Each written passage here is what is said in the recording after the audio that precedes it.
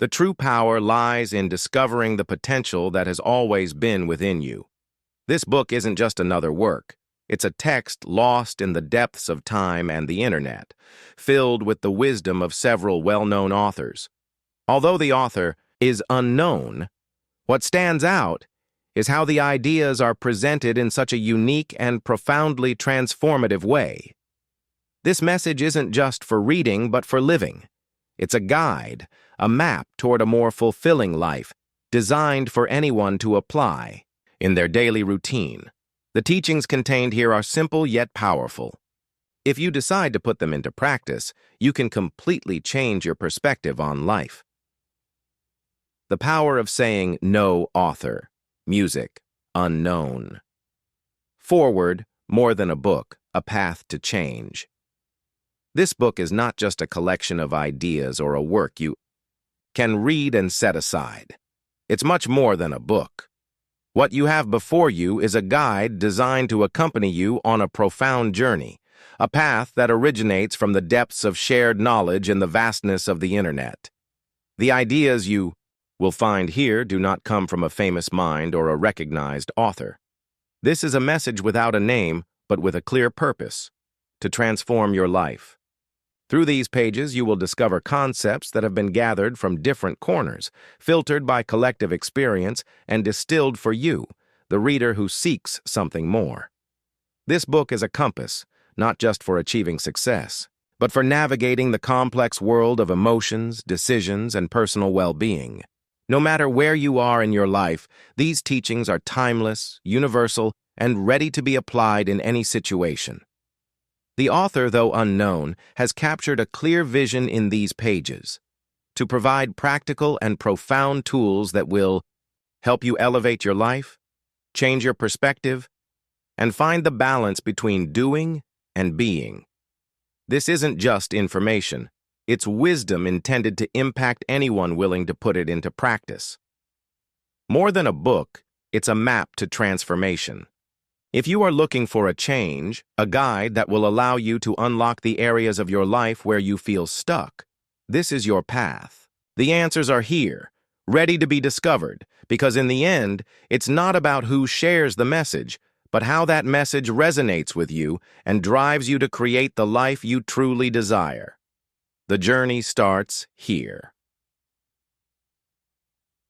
Chapter 1. The Invisible Enemy. Distraction in the modern era. There was a time in my life, or at least that's how I remember it, when clarity governed my days. Every step I took was aligned with a clear vision, a firm direction that guided me to where I wanted to be. But one day, without warning, it appeared. A silent, cunning enemy that crept into my thoughts without being invited. Distraction. What is distraction? It's not just the phone that rings incessantly, or the social media that drags us into a sea of empty comparisons. It's much more subtle.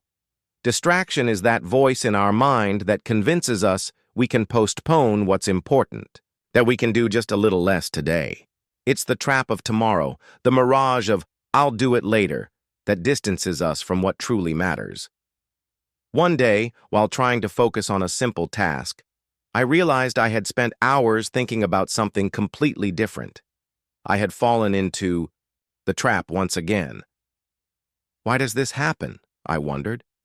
Why is it so easy to get carried away by what brings no value? The answer came not from a book or someone's advice, but from a simple experience.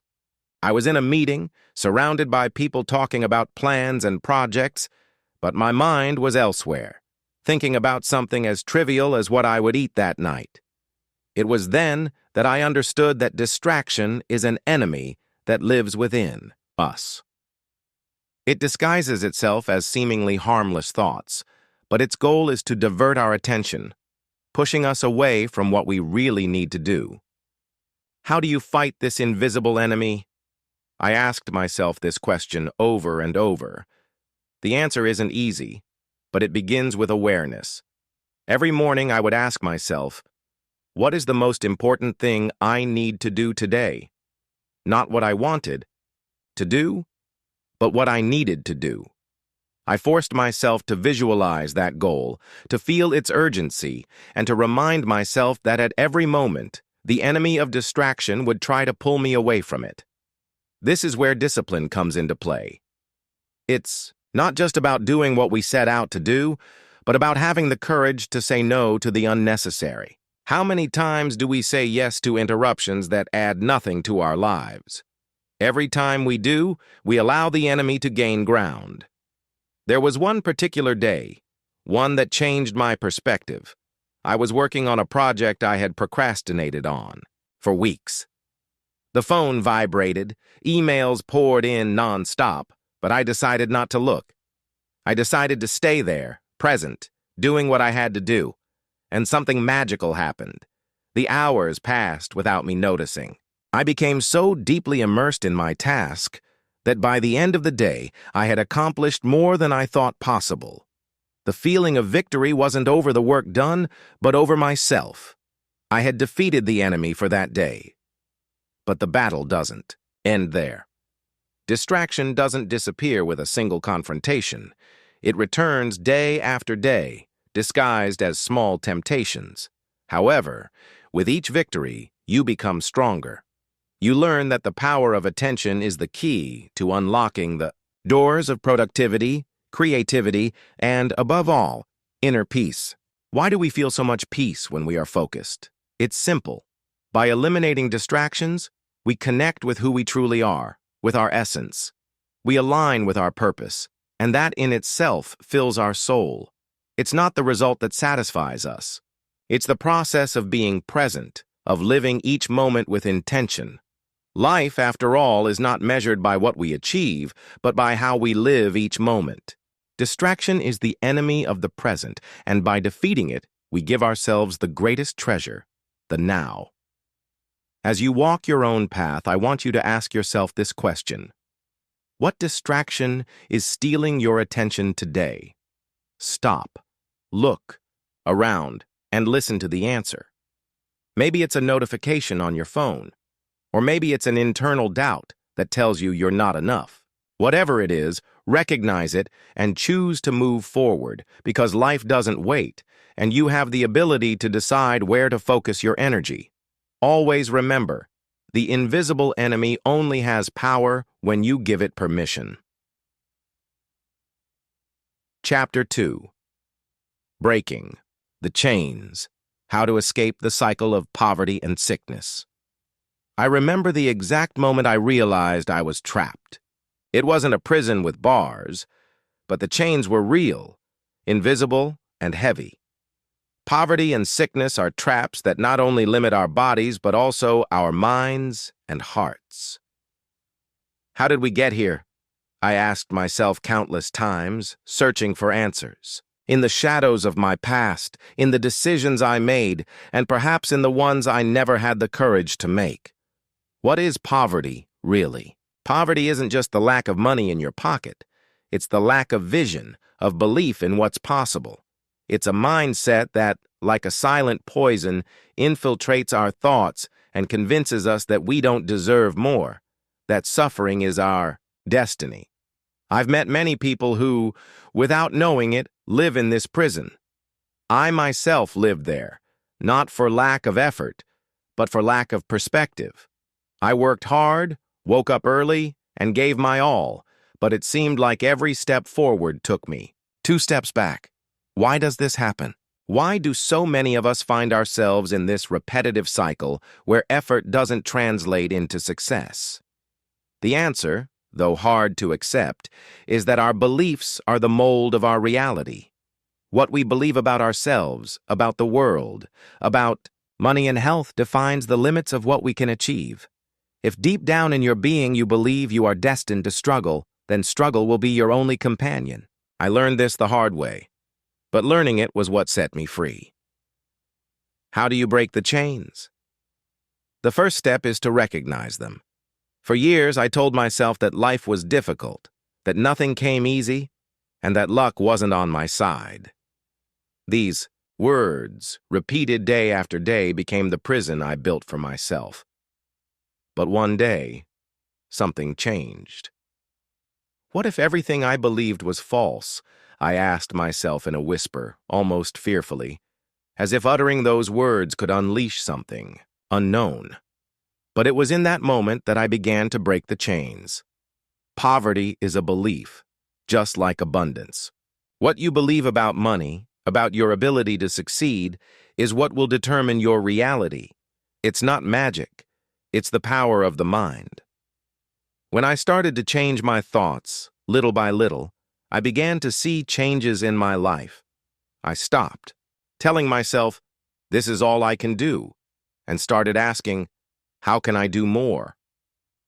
That small but powerful difference led me down a path I had never imagined. And what about sickness? Sickness, like poverty, is another chain that limits us, but it's not always physical.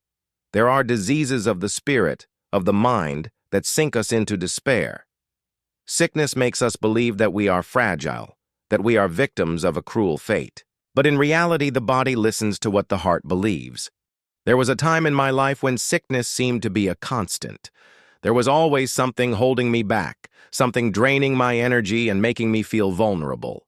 It was then that I began to understand that health is not just a physical state, but also a mental one. Every negative thought we repeat, every doubt we feed, directly affects our body. The mind and body are intertwined in such a profound way that by healing one, we inevitably heal the other. How can we escape sickness? The key is to stop identifying with it. We often hold on to our ailments so tightly that they become a part of who we are. We tell ourselves, I'm always tired. I never have energy. I'm destined to be sick. And by saying so, we make it our reality. I started asking myself, what if health is already inside me, waiting to be discovered? This simple question changed everything. I stopped focusing on what was wrong with my body and started being grateful for what was working well. Every day when I woke up, I was grateful for my breath, for the beating of my heart, for the simple fact of being alive. And little by little, my body responded. Health is not just the absence of disease, it's a state of harmony, and that harmony begins in the mind. By changing my thoughts about what was possible for my body, by visualizing myself as strong, healthy, and full of energy, I began to experience a real change. Is it easy? No, it's not. But it is possible. Poverty and sickness are two sides of the same coin. Both make us believe we are less than we truly are. But the truth is, we are powerful beings, capable of creating the reality we desire. How do I know this? Because I have lived it.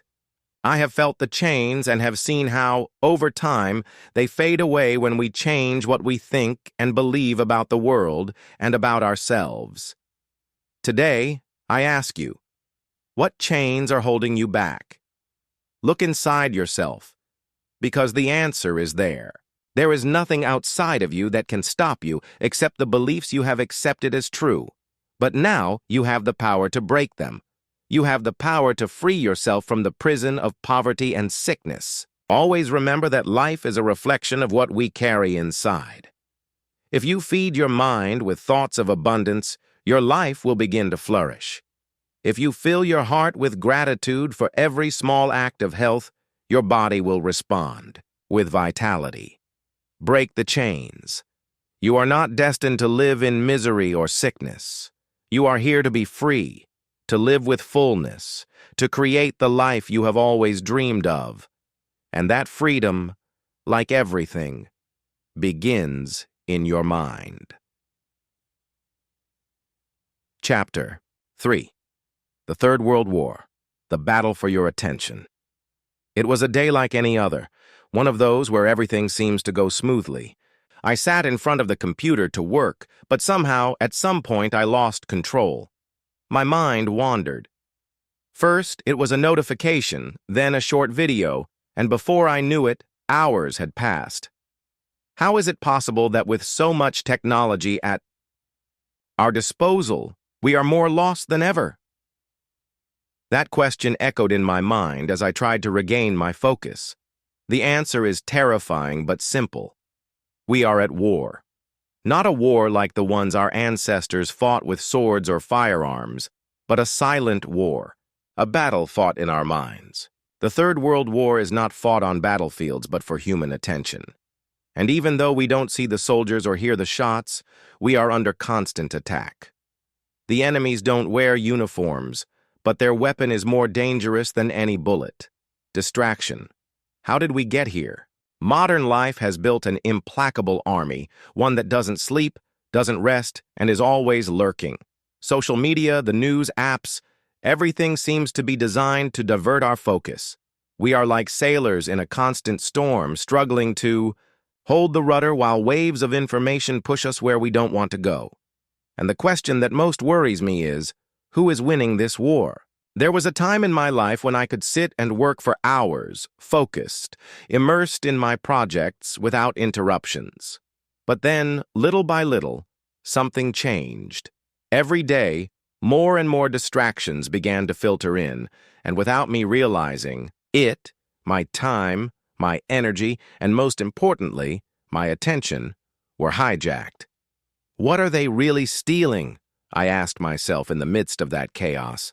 The answer was clear: my ability to live fully, to be the master of my own destiny. Attention is our most valuable currency. Every time we allow something to distract us, we are paying with that currency. And when it runs out, what's left is a feeling of emptiness, of lost time. How did we get here? It didn't happen overnight. It was gradual, almost imperceptible. We got used to notifications, to the buzz of the phone, to the need to constantly check what's happening in the world. We became addicted, not to social media or the news themselves, but to the constant stimulation, to that little hit of dopamine we feel every time something new appears on the screen. How do we fight this enemy? It's a battle we can't win with willpower alone. The key is to regain control, to set clear boundaries and protect our attention as we would any other valuable resource. I started asking myself a question every morning. What deserves my attention today? And that simple question changed my perspective. Suddenly I realized that many of the things that consumed my time were neither urgent nor important. They were distractions and nothing more. Why is it so hard to stay focused? Because we are fighting against forces that know exactly how to manipulate our minds. Every time you scroll through a page, every time you click on a link, you are being guided, not by your own will, but by a design intended to capture your attention. It's a well-orchestrated strategy, and we are the soldiers who fall one after another into this trap. But we are not defenseless. I began to understand that the only way to be victorious in this war is by returning to the basics. Sometimes it's about something as simple as turning off the phone or disconnecting from social media for a few hours. But the real change happens when we learn to direct our attention intentionally, when we consciously decide what we want to invest our time and energy in. I remember a day not long ago when I decided to spend the whole morning without interruptions. How much could I do if I really concentrated? I thought. At first it was difficult. My mind sought distractions, trying to escape toward what was easy, toward the immediate. But I forced myself to stay. And what happened was revealing. My productivity skyrocketed. But beyond that, I felt a peace I hadn't experienced in a long time. I was present, fully aware of every action I was taking. Isn't that what we all seek? To be present in our lives without being dragged away by external chaos? The battle for your attention is, ultimately, a battle for your life. Because wherever you put your attention, that's where your life will unfold. If you allow others to control it, you will be living the life they want for you, not the one you truly desire. And what happens when we lose this war? I've seen it in many people and felt it in myself. We lose the connection with what truly matters. We become reactive instead of proactive. We let the world dictate our rhythm instead of setting it ourselves. Have you ever reached the end of the day and realized you didn't do anything you wanted to do? That's losing the battle over and over again. But every day is a new opportunity to take control. How do we regain our attention? First, we must recognize that we are under attack. We cannot ignore the magnitude of the problem. Accepting that we are being manipulated is the first step toward freedom. Then we must set clear boundaries. It's not about avoiding all distractions because that's impossible in the modern world, but we can reduce how much time we really need to be on social media. How much of what you consume on the internet adds real value to your life? And most importantly, learn to be present. Life is happening now, at this very moment. Every time you allow your attention to wander for no reason, you are losing a part of that moment, a part of yourself. Ask yourself, where do I really want to be? And let your attention take you there. The Third World War is underway, but you don't have to be a victim. You have the power to decide. Every choice you make about where you put your attention is a small victory in this silent battle. And when you train yourself to be present, to be the master of your own focus, then and only then will you have won the war. Life belongs to you. Your attention is the most precious resource you have. Protect it, because where your attention goes, so goes your life. Chapter 4. Power Strategies. How to multiply your efficiency at work. I remember a time when I worked from dawn to dusk, convinced that endless effort was the key to success. My calendar was full of tasks, meetings, and commitments that seemed to have no end. Every day at nightfall, I felt exhausted, but unsatisfied. Why, if I worked so hard, was I not making the progress I expected? This question echoed in my mind, accompanied by a feeling that something was wrong, as if all that effort was not being directed in the right way. One day, as I reviewed the endless list of things to do, I stopped and asked myself, what if it's not just about working harder, but about working smarter? That was the first spark, the moment my perspective began to change. And what I discovered afterward was a truth as simple as it was powerful. Efficiency is not a matter of how much you do, but of how you do it. What is efficiency, really? For years, I confused efficiency with the number of hours I worked. I thought that if I was busy, I was being productive. But I couldn't have been more wrong. True efficiency has to do with focus, with strategy, with the ability to identify what truly matters and direct all our energy toward it. It's not about doing more. It's about doing the right thing. A mentor once told me, the secret is not to do all the tasks. It's to find the few that really make a difference. And it was there that I understood that the key to efficiency was in eliminating the unnecessary. The endless lists of tasks make us feel productive, but in reality, most of them only distract us from what is essential. How many times have you felt like you worked all day but accomplished nothing important at the end? That's the trap of false productivity, and I had fallen into it for too long. How can we multiply our efficiency? I started looking for ways to work with more clarity, with more intention. First, I asked myself a question that changed everything. What is the one thing that, if I did it today, would make everything else easier or unnecessary? This question became my daily compass. By answering it every morning, I realized that many of the tasks I used to prioritize had no real impact on my long-term goals. I also discovered the power of strategic planning. I no longer dedicated myself to putting out fires or reacting to what was happening around me. Now each day was designed with intention. What does it mean to work with intention? It means that before starting any task, I ask myself, does this bring me closer to my goals, or is it taking me away from them? By filtering every action through this question, I began to eliminate the noise from my professional life. The tasks that added no value simply disappeared. And what do we do with distractions? I think back to all those times I lost hours checking emails, taking calls that weren't urgent, or participating in meetings that contributed nothing. How can you make progress in your work if you constantly allowed distractions to dominate your time? I realized that being efficient also meant protecting my time.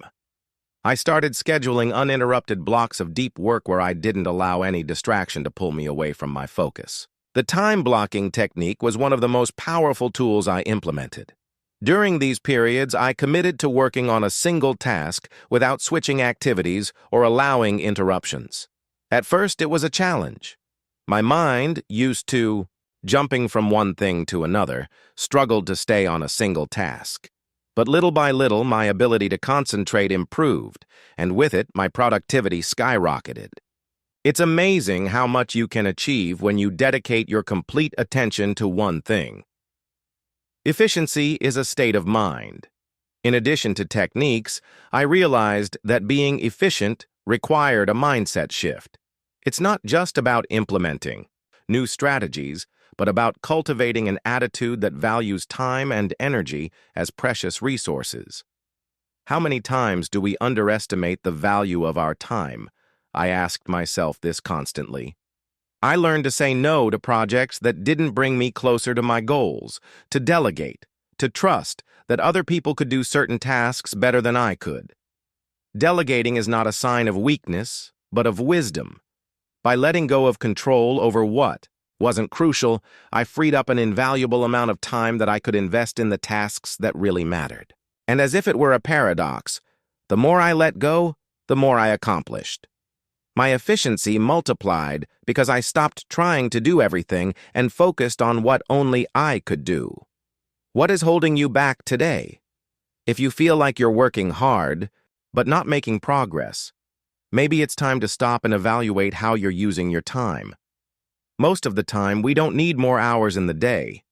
We need clarity to identify what is truly important. Efficiency is not a destination, it's a journey. Every day is a new opportunity to refine our strategies, to eliminate the superfluous, and to focus on the essential. And while it's not always easy, every small change in the right direction brings us one step closer to true productivity. Today, I invite you to ask yourself, what is that one thing that, if you did it today, would have the greatest impact on your life? Allow that question to guide your actions, and you will see how your efficiency and satisfaction multiply. The power is in your ability to simplify, to focus, and to free your energy from the chains of the unnecessary. This is how efficiency is multiplied. Not by working more, but by working with a clear intention, with purpose, and with the awareness that by protecting your time, you are protecting the most valuable thing you have. Chapter 5. Changing Stages. From Martyr to Warrior 4. Many years, I lived like a martyr. I didn't realize it at the time, but every day that passed, every sacrifice I made, reinforced the idea that suffering was the only way to move forward. I was proud of my hard work, the long hours, the tireless dedication. It was as if the weight of my effort was a medal hanging around my neck. But something inside me began to whisper, "Is this all there is? Is pain the only path to success?" I had convinced myself that constant sacrifice was noble, that it was what defined me. "I'm giving my all," I would tell myself. But the truth was I was giving all of myself away, and in the process, I was losing myself. How many of us fall into this trap? We believe that the harder we work, the more we suffer, the closer we are to achieving our dreams. But the reality is that the path of the martyr is filled with resentment and exhaustion. What does it mean to be a martyr? It's more than just working hard. It's believing that pain is necessary, that if you aren't constantly sacrificing, you aren't doing enough. The martyr lives to prove their worth through suffering, seeking validation in the eyes of others and neglecting their own well-being. The martyr is defined by endless hours, by lack of rest, by the absence of boundaries. There was one particular day, one I will never forget, when I realized something had to change. I was exhausted, both physically and emotionally, and although I had achieved important things, I didn't feel satisfied. I looked at myself in the mirror and asked, "Is this the man I want to be? Is this the legacy I want to leave?" I felt a deep sadness, as if my soul were screaming from some hidden corner. I knew there was a different way to live, but I didn't know how to find it. How do you transition from martyr to warrior? The change doesn't happen overnight. It begins with an inner awakening, a recognition that constant sacrifice is not synonymous with success or value. I realized that the warrior doesn't fight just to fight. They fight for what is truly important. The warrior doesn't exhaust themselves in senseless battles. They choose their battles wisely and understand that true strength lies in clarity, not in suffering. The first step toward that transformation was to learn to say no. As a martyr, I had become accustomed to saying yes to everything, to responsibilities that weren't mine, to carrying burdens that didn't belong to me. But the warrior knows they cannot win every battle. The warrior chooses their fights, and in doing so, they conserve their energy for what truly matters. I started asking myself, is this battle necessary? Is it mine to fight? The second step was to set boundaries. The martyr, in their desire to be useful, forgets about themselves. There is no rest, no time for reflection or self-care. But the warrior understands that their strength depends on their ability to recover, to heal. Without rest, there is no clarity. Without clarity, there is no victory. I began to protect my time, to dedicate moments for myself, to reflect, to reconnect with what I truly wanted to achieve. And in that process, I discovered something surprising. The more I took care of myself, the more effective I became. Why is it so hard to stop being a martyr? The answer is painful but necessary. Because we have become accustomed to measuring our worth by our suffering. We believe that if we aren't suffering, we aren't doing enough. We have told ourselves a story that success only comes through extreme sacrifice, but that story is a lie. Real success is not a chain we drag with pain. It's an armor we wear with pride and purpose. The warrior, unlike the martyr, fights from a place of power. They don't fight to be seen. They don't fight to prove their worth. They fight because they have a clear mission, and that mission gives them direction, gives them focus.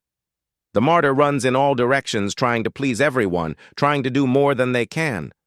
But the warrior stands firm in their purpose, focused on what really matters, and doesn't allow themselves to be diverted. How do you know if you've left the martyr behind? You'll know when at the end of the day you feel satisfied, not by the amount of work you've done, but by the quality of your focus. You'll know when you start to value your peace as much as you value your achievements. You'll know when you learn that rest is not a luxury but a necessity, an essential part of your success. I remember clearly the day I realized I was no longer a martyr. I was in the middle of an intense work week, full of commitments and responsibilities. The old me would have worked late into the night, sacrificing rest, ignoring my health. But that day, I chose something different. I stopped, took a deep breath, and said, "Today is enough." I walked away from work, knowing that the world wouldn't fall apart because I allowed myself to rest. And that night, I slept like I hadn't in years. The warrior knows that not all battles are won on the battlefield. Some are won in the mind, in the way we choose to prioritize our well-being, our peace. Being a warrior doesn't mean being tireless. It means being smart, strategic, and aware that every move has a purpose. Today, I invite you to reflect. Are you living as a martyr or as a warrior? If you're constantly exhausted, if you feel that sacrifice is the only way to move forward, perhaps it's time to let go of that weight. You are not here to suffer. You are here to conquer your dreams from a place of strength, not exhaustion. Remember, true power isn't in how much you can endure, but in how you choose to use your energy. Be a warrior, fight with purpose, and in the process, you will find a new way to live, one that fills you with peace, clarity, and lasting success.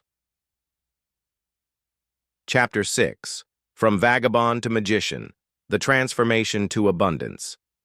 There was a time in my life when I felt like a vagabond, wandering aimlessly with empty pockets and a mind full of doubts.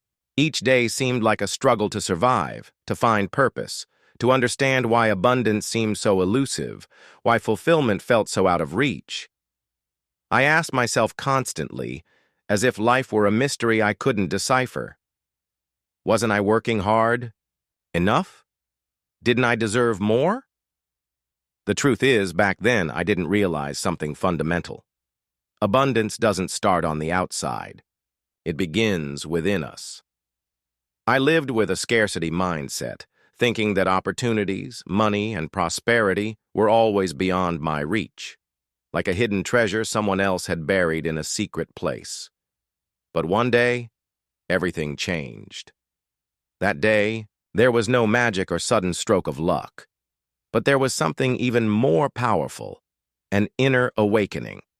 I realized that no matter how hard I worked or how much I tried, if I kept seeing myself as a vagabond, I would continue to get vagabond results. What is reflected on the outside is only the echo of what we carry inside, and inside me there was confusion, fear, and a deep conviction that I was not enough. What sparked this change in me? The shift began with a question. What would happen if I stopped looking for abundance outside and started creating it inside? In that moment, I felt a small spark, as if something within me had been waiting to be freed all this time. I began to understand that the external world is just a mirror of our internal reality. If I saw myself as a vagabond, that's what the world would give back to me. But if I saw myself as a magician, as someone with the power to create their own abundance, then the world would respond differently. The transformation from vagabond to magician doesn't happen overnight. It's a process, a deep journey into the core of your being. It starts with a decision. I decided to stop being a victim of circumstances and to start being the architect of my own life. I began to ask myself, what am I believing about myself that is keeping me in this situation? The answers were not easy. I realized there were deep-seated beliefs that were limiting me. Beliefs about money, about success, about what I deserved. How many times do we tell ourselves that we are not enough? How many times do we accept less than we really want because we believe we don't deserve it? I began to change those beliefs, not all at once, but little by little, every day, with small acts of faith. I started to visualize myself not as someone who needed to fight for every penny, but as someone who already had everything they needed to create the life they desired. The magician doesn't seek abundance. They create it. And that was the difference. What does it really mean to be a magician? It's not about having supernatural powers or conjuring wealth out of thin air. It's about having the clarity and confidence that everything you need is already within you. The magician understands that abundance is a state of being, not a goal, to be reached. When we begin to act from that certainty, the world responds. Abundance flows to those who believe they are worthy of it. I remember a key moment in my transformation, one that made me see the power we all carry within us. I was in the middle of a difficult financial situation, with few options and a lot of fear. My old self, the vagabond, would have panicked, would have looked for desperate solutions. But the new me, the magician in training, decided to do something different. Instead of worrying about what I didn't have, I focused on what I did have. What can I create with what I have today? I asked myself. And from that place of gratitude, from that small spark of internal abundance, I found a solution I had never seen before. What changed? My perception changed. I stopped focusing on the lack and started to see the potential. The vagabond lives in a world of limitations, always looking at what they don't have, always feeling small in the face of challenges. But the magician lives in a world of infinite possibilities, knowing that true wealth is not in what they possess, but in what they can create. How can you make this transformation? 1. Start by identifying those beliefs that keep you tied to scarcity. Ask yourself, what ideas do I have about money, about success, about myself? Be honest with yourself. Then decide to change them. It may be a slow process, but every small step counts. Start to see yourself as the magician you truly are, someone with the power to mold their reality. Cultivate gratitude. Abundance cannot flourish in a heart filled with complaints. When we start to be thankful for what we already have, for the small things, something magical happens. Our perspective shifts, and what once seemed little suddenly becomes enough. And from that sufficiency, from that inner peace, abundance begins to flow. Act like the magician you are. The magician doesn't wait for opportunities to come to them. They create them. Start making decisions from a place of power, from the certainty that you deserve the best. Stop accepting less than what you desire.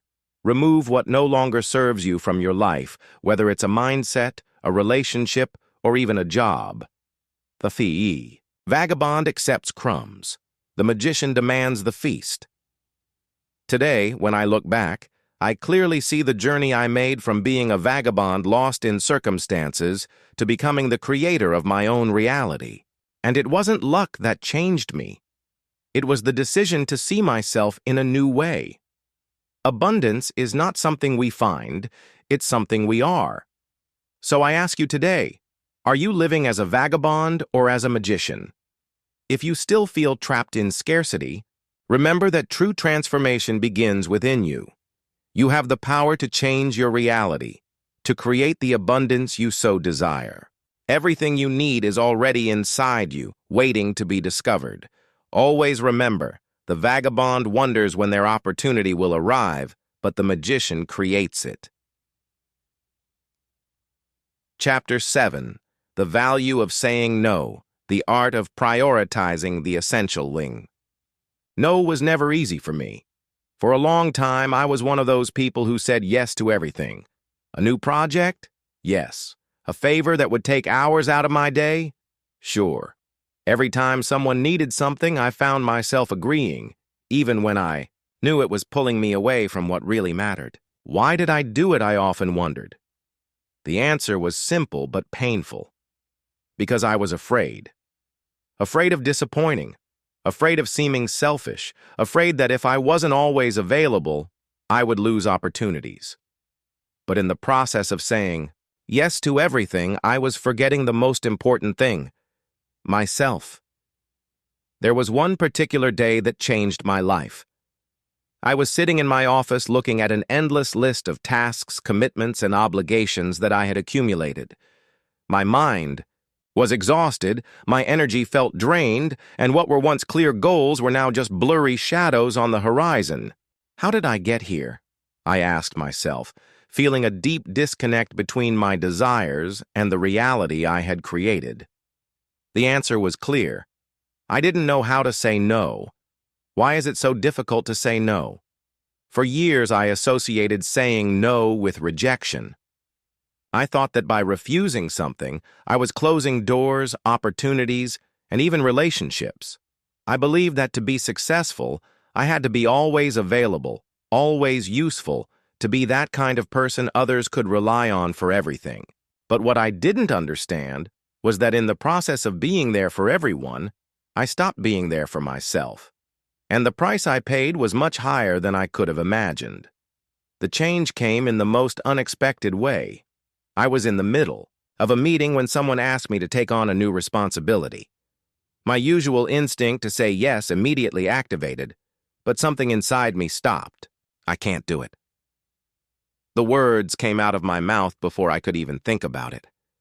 At first, I felt a wave of guilt, as if I had made a grave mistake. But then, something else happened. I felt relief, a deep and almost unknown relief. Saying no is an act of liberation. What I learned in that moment was that every time we say yes to something that isn't aligned with our priorities, we are saying no to what really matters.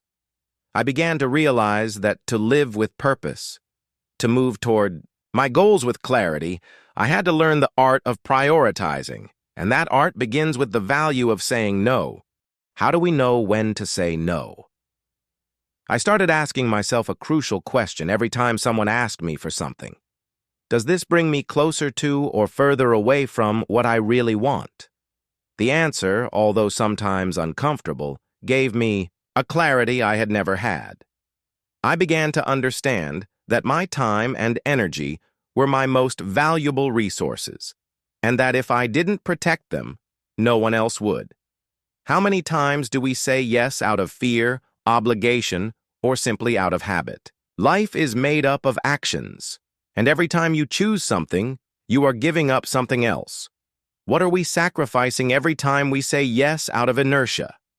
In my case, I discovered I was sacrificing my peace of mind, my time for myself, and ultimately, my true path to personal fulfillment. I couldn't continue living like that, burdened with commitments that didn't belong to me, following paths that weren't mine. The art of prioritizing the essential. The key to saying no without feeling guilty is to understand what is truly essential in your life. What really matters? I asked myself over and over until the answers became clearer. The essential is not about doing more, but about doing what truly makes sense. It's about aligning our daily actions with our deepest goals, with what gives us meaning and purpose. And that inevitably requires saying no to what doesn't serve us. At first, it was difficult. There were times when I felt selfish, when I wondered if I was making the right decisions. Shouldn't I be helping more? Shouldn't I be more available? But I soon understood that helping everyone all the time was leading me to a life that wasn't really mine. By prioritizing the essential, I began to experience a new form of freedom. My life was no longer filled with exhausting commitments, but with conscious actions, decisions aligned with what I really wanted. Why is saying no so liberating? Because in doing so, we are saying yes to ourselves. Saying no doesn't mean rejecting others. It means choosing ourselves. It's an act of self-love, an act of respect for our time, our energy, and our dreams. And when we start to say no with confidence, something magical happens. Life aligns, the right opportunities appear, meaningful commitments manifest, and the noise that used to distract us fades away. What happens when you say no? At first, you may feel resistance, both internally and externally. Maybe the people around you won't understand why you're changing, why you no longer accept everything as you used to. But little by little, you start to notice the difference. You feel lighter, more focused, more at peace with yourself. And you discover that by saying no to what doesn't serve you, you are making space for what really matters. How can you start practicing the art of saying no? First, reflect on your priorities. What do you really want in life? Second, recognize that every yes you give is an investment of your time and energy, and make sure that investment brings you closer to your goals. Third, practice saying no with kindness but firmness. You don't need to justify your decisions to others, you just need to be at peace with them. I remember the first big no I said after my awakening. It was to a project that, although tempting, was not aligned with my long-term vision. Saying no was terrifying at first, but what I felt afterward was indescribable. Peace, clarity, and a sense of walking in the right direction. Today, I invite you to ask yourself, what are you saying yes to that doesn't belong to you? What commitments, what expectations, what responsibilities have you taken on that are not aligned with your true path? And more importantly, what could you start saying no to today so that you can say yes to what truly matters? Always remember, saying no is not an act of rejection, but an act of choice. And every choice you make brings you closer to or further away from the life you desire. Choose wisely, prioritize the essential, and you will discover that by protecting your time and energy, you are protecting the most valuable thing you have, your life. Chapter 8. Building Financial Freedom. The Power of Small Changes. There was a time in my life when financial freedom seemed like a distant dream, a kind of horizon I could see but never seemed to reach. No matter how hard I worked or how much I tried to save, there was always something that got in the way, an unexpected debt, another expense, an opportunity that seemed to slip through my fingers. Why did financial freedom seem so difficult to achieve? I asked myself over and over, as if it were a mystery I couldn't solve. Looking back, I realized that it wasn't my effort that was failing, but my approach. I had fallen into the trap of believing that financial freedom was built with big leaps, with a stroke of luck, with that one event that would transform my life overnight. But the truth, as I later discovered, is much simpler and much more powerful. Financial freedom is built with small changes, one after another. Why do we underestimate the power of the small? We live in a culture that celebrates the big, the fast, the spectacular. We have been taught to believe that if we aren't taking a giant leap, we aren't making progress. But the true transformation, the one that lasts, happens in the small steps we take every day. I learned this in the simplest way, by starting with what I had, making small adjustments, small sacrifices, and seeing how over time those small changes turned into big results. The first lesson I learned was the power of consistent saving. I remember the day I decided to start saving a small amount of money every week. At first, it seemed insignificant. What difference can this make? I asked myself, doubting if it was worth the effort. But I kept going. Week after week, month after month, that small habit began to grow like a seed planted in fertile ground.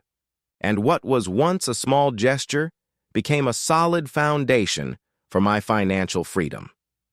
Saving is not just a financial practice, it's a declaration of intent. It's a way of telling yourself that you deserve more, that you are willing to take control of your future step by step. How many times do we tell ourselves that we can't save because it's not enough? But what I discovered is that it's not about how much you save, but about the consistency with which you do it. What else did I learn on the path to financial freedom? I discovered that the key is not in earning more, but in spending better. For years, I had thought that the only way to achieve financial freedom was by increasing my income. But the problem wasn't in what I earned, but in how I managed it. I started analyzing my expenses, asking myself, does this expense bring me closer to or further away from the life I want? That simple question changed everything. I started to eliminate unnecessary expenses, the small luxuries that didn't really add value to my life, and I focused on spending only on what truly mattered. The small sacrifices we make today are the foundations of the freedom we will build tomorrow. It's not about living a life of scarcity, but about living a life with purpose. I learned to enjoy the process, to see the act of saving and spending consciously as an act of respect for my future. Every financial decision I made, no matter how small, gave me more power, more control, more clarity about where I was headed. How do we maintain motivation on a path that seems so slow? That was one of the most difficult questions I faced at the beginning. The idea that small changes could lead to big results was not enough to keep me motivated. I wanted to see immediate progress, but true change is rarely fast. What helped me was changing my perspective. I stopped focusing on immediate results and started to value the process. Every day I saved, every conscious decision I made me feel stronger, more in control of my life. Financial freedom is not a destination. It's a series of choices we make daily. It's not something that happens suddenly, but something that is built slowly, with patience and perseverance. I learned that every small decision I made was bringing me closer to the life I wanted. And if I had never started, I sometimes wonder, the answer is clear. I would still be in the same place, trapped in the same cycle of debt and worry. But the simple act of taking the first step, no matter how small, changed the course of my life. What steps can you take today toward your financial freedom? You don't need to make big sacrifices or wait for a miraculous opportunity. Start with what you have. Ask yourself, Where can I make small changes that will, over time, make a difference? Maybe it's saving a small amount every week. Maybe it's reducing an unnecessary expense. Maybe it's educating yourself more on how to better manage your money. Whatever it is, do it today and keep doing it tomorrow. The true power of small changes is that they create habits, and those habits are what, in the long run, transform your life. Financial success is not the result of a single grand act, but of many small acts repeated with consistency. It's like building a house brick by brick until one day you realize you've created something solid, something that protects you and gives you security. Today, I invite you to reflect on the small changes you can make in your financial life. What can you start doing today that will, over time, bring you closer to financial freedom? Don't underestimate the power of the small. Big results are just the sum of many small steps taken with intention. Always remember, financial freedom is not a single event. It's a gradual transformation. Every small change you make today is one more step toward the life you desire. Build your freedom brick by brick, decision by decision, and you will see how over time small acts turn into a life of abundance and financial peace. Chapter 9. The Magic of 2080. The Secret of Smart Activity. I always believed that success was a matter of hard work. The more hours I dedicated, the more energy I invested, the better the results would be. That's how I lived for a long time, working tirelessly without stopping to think about how I was using my time. But no matter how much effort I put in, no matter how long my work days were, the results didn't seem to match my sacrifice. Why? I wondered, feeling like something in the success formula was escaping me. Until one day, someone told me about the 2080 principle. What is that? I asked with curiosity and skepticism. They explained to me that 20% of our actions produce 80% of our results. At first, I didn't understand. How is it possible that a small part of what we do is responsible for the majority of our success? But the more I thought about it, the more sense it made. And the more I applied it, the clearer it became that the key wasn't in how much I worked, but in where I focused my effort. The magic of 2080, also known as the Pareto principle, is one of the best-kept secrets of smart productivity. What I realized was that until that moment, I had been investing my energy in too many things that didn't really have a significant impact. I dedicated myself to tasks that seemed urgent but were not important. I got involved in meetings, projects, and commitments that didn't bring me closer to my true goals. I was busy, but I was not productive. How did I start applying 2080 in my life? First, I asked myself a key question. What really generates the biggest results in my life and in my work? I began to analyze all the activities that filled my days and discovered something surprising. Only a small percentage of what I did was responsible for the majority of my achievements. The rest, although it kept me busy, did not contribute significantly to my success. The first step was to identify that 20% of actions that had a real impact. I asked myself, what are the tasks that really bring me closer to my goals? And in doing so, I realized that many of the things I dedicated time to could be eliminated or delegated. I started to simplify. I learned that true productivity is not about doing more, but about doing better. How does life change when you apply 2080? The first feeling was one of relief. I finally felt like I was taking control of my time and energy. I no longer needed to be busy all day to feel like I was making progress. I could do less but with more impact. And that was a radical change in my way of living and working. I remember one particular day when I had an endless list of tasks to do. Instead of trying to do them all, I sat down and asked myself, which of these tasks is part of my 20%? And the answer was clear. I chose a single task, one that I knew, once completed, would generate the greatest progress. The rest of the tasks became secondary, some even irrelevant. And what happened was incredible. Instead of feeling overwhelmed, I felt empowered. By the end of the day, I had accomplished more than in weeks of work without direction. The power of saying no. The 20/80 principle also taught me something else: the importance of saying no to what is not essential. I used to say yes to almost everything, thinking that every opportunity, every project was a door to success. But what I didn't see was that by saying yes to everything, I was scattering my energy and losing sight of what really mattered. 80% of the tasks we do not produce significant results. And when I realized that, I became more selective. I started to protect my time and my focus with a new clarity.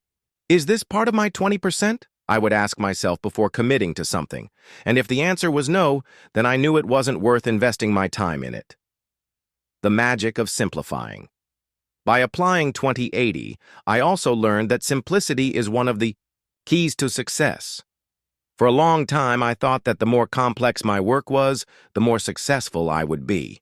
But the truth is that in simplicity, I found true productivity. Why complicate what can be simple? I realized that by eliminating the unnecessary, I not only gained time, but also gained mental clarity and inner peace. I started to simplify my life, not just at work, but in all areas. My relationships, my commitments, my habits, everything began to align around the essential. Less is more, I discovered. And that simple truth changed my life in a way I never imagined. How can you apply 20/80 in your life? The key is to be honest with yourself. Take some time to analyze where you are investing your energy. Ask yourself, what is really generating results? And more importantly, what am I doing that is stealing my time without adding value? Eliminate what doesn't serve you. Prioritize what really matters. You don't need to do more to achieve more. What you need is to do better, and that begins with a clear focus on your 20%. The magic of 20/80 is not just in being more productive, but in being more conscious of how you use your time and energy. It's a principle that gives you back control, that allows you to move toward your goals with less effort, but with more impact. Today, I invite you to reflect. What actions are part of your 20%? What really brings you closer to your dreams? And what can you start eliminating or delegating so that you can concentrate on what truly matters? Don't underestimate the power of simplifying, of doing less but with greater intention. The true magic of smart productivity is in understanding that it's not about how many hours you work, but about how you use them. Always remember, 20% of your actions generate 80% of your results. Take advantage of that magic, make it a part of your daily life, and you will see your productivity, your peace, and your success grow in ways that once seemed impossible. Chapter 10. The Financial Thermostat. How to Raise Your Standards. There was a time in my life when I didn't understand why, no matter how hard I worked, my financial results seemed to always stay within the same limit. I would earn some money, then lose it or spend it on unexpected things, and start all over again. It seemed like a kind of endless cycle, as if there were an invisible limit that prevented me from moving forward. Why did I always find myself in the same place despite my efforts? That question constantly lingered in my mind. Then, someone told me about a concept that would completely change my perspective: the financial thermostat. They explained that we all have a kind of internal thermostat that regulates the amount of financial success we believe we deserve. How can that be? I asked myself, intrigued. But the more I thought about it, the more sense it made. The financial thermostat is that deep-seated belief, rooted in the deepest part of our mind, that dictates how much we are willing to accept in terms of wealth and abundance. How does the financial thermostat work? Think of it this way. If the thermostat in a room is set to 20 degrees, every time the temperature rises above that value, the cooling system turns on and lowers the temperature. If it drops below 20 degrees, the heating system turns on to restore the balance. In the same way, your financial thermostat regulates the amount of money you can retain or attract to you. If you start to earn more than your mind believes you deserve, you will unconsciously start to self-sabotage, spending on unnecessary things or losing opportunities. So I asked myself, what is my financial thermostat? Looking back, I could clearly see that it was set at a level that didn't allow me to move forward. Without realizing it, I had accepted a misconception of what I deserved. How many of us live with these self-imposed limits? We believe that a certain level of success is out of our reach, not because we are incapable of reaching it, but because, deep down, we haven't raised the thermostat. We settle for less because that's what we've learned to accept. How do we raise the financial thermostat? The first step is to realize that it exists. We are often unaware of these internal limits, but they manifest in our daily decisions. How many times have you turned down an opportunity because you believed you weren't ready, or that you didn't deserve it? How many times have you seen money leave as quickly as it came, without really knowing why? All these signals are indications that your thermostat needs to be adjusted. I remember the day I decided to change my relationship with money. It wasn't a decision made lightly, but I knew it was necessary if I wanted to achieve a level of financial freedom I had never experienced before. I had to raise my standards. I started asking myself, what do I really believe about money and success? What beliefs are limiting me? At first, it was difficult to accept that a large part of my financial problems didn't come from external circumstances, but from my own limiting beliefs. The key is to change what you believe you deserve. Raising your financial thermostat is not simply wishing for more money or better opportunities. It's believing in the deepest part of you that you are worthy of receiving and keeping that abundance. Money is nothing more than energy, an expression of value. And the value you give to yourself is what will be reflected in your financial life. I started working on my mindset, challenging the beliefs that kept me in that cycle of scarcity. What if, instead of settling for what I had always accepted, I started to raise my expectations? I began to visualize a new standard for my life, not just in terms of money, but in all aspects. The thermostat is not just about finances, it's about how we see ourselves. It's about raising our standards in what we are willing to accept in our relationships, in our work, and in the way we live. How do you keep the thermostat at a higher level? Once we make the decision to raise our standards, we must stay committed to them. Life will inevitably challenge us. There will be times when our old self, the one that was used to a lower level of success, will try to drag us back into the comfort zone. But real growth happens outside of that zone. It's in those moments when we must remember that we are capable of more, that we deserve more. Change doesn't happen overnight. It's a continuous process of self-discovery and adjustment. But what I learned is that every time you challenge your own limits, every time you dare to raise your financial thermostat, you are building a more fulfilling and abundant life. Money is not the end goal. It's a tool that reflects how much we are willing to expand, to grow, to receive. What happens when you raise your financial thermostat? I began to notice changes not just in my bank account, but in the way I saw the world. Opportunities that once seemed impossible began to appear. I no longer rejected great opportunities, thinking I wasn't ready. Now I knew I deserved to be there, that I had the value and skills to achieve whatever I set my mind to. And that, more than any amount of money, was what changed my life. The financial thermostat is not a destination, it's a journey. Each day is a new opportunity to adjust our standards, to challenge ourselves to ask for more, to expect more, and to receive more. How much are you willing to accept? That's the key question. If you keep operating within the same limits, you'll get the same results. But if you dare to raise that thermostat, to believe you are capable of achieving levels of success that once seemed unattainable, then the world will begin to respond in ways you never imagined. Today, I invite you to ask yourself, what is your financial thermostat? What beliefs are limiting you? What expectations do you need to raise? And most importantly, Are you willing to challenge your own limits and raise your standards?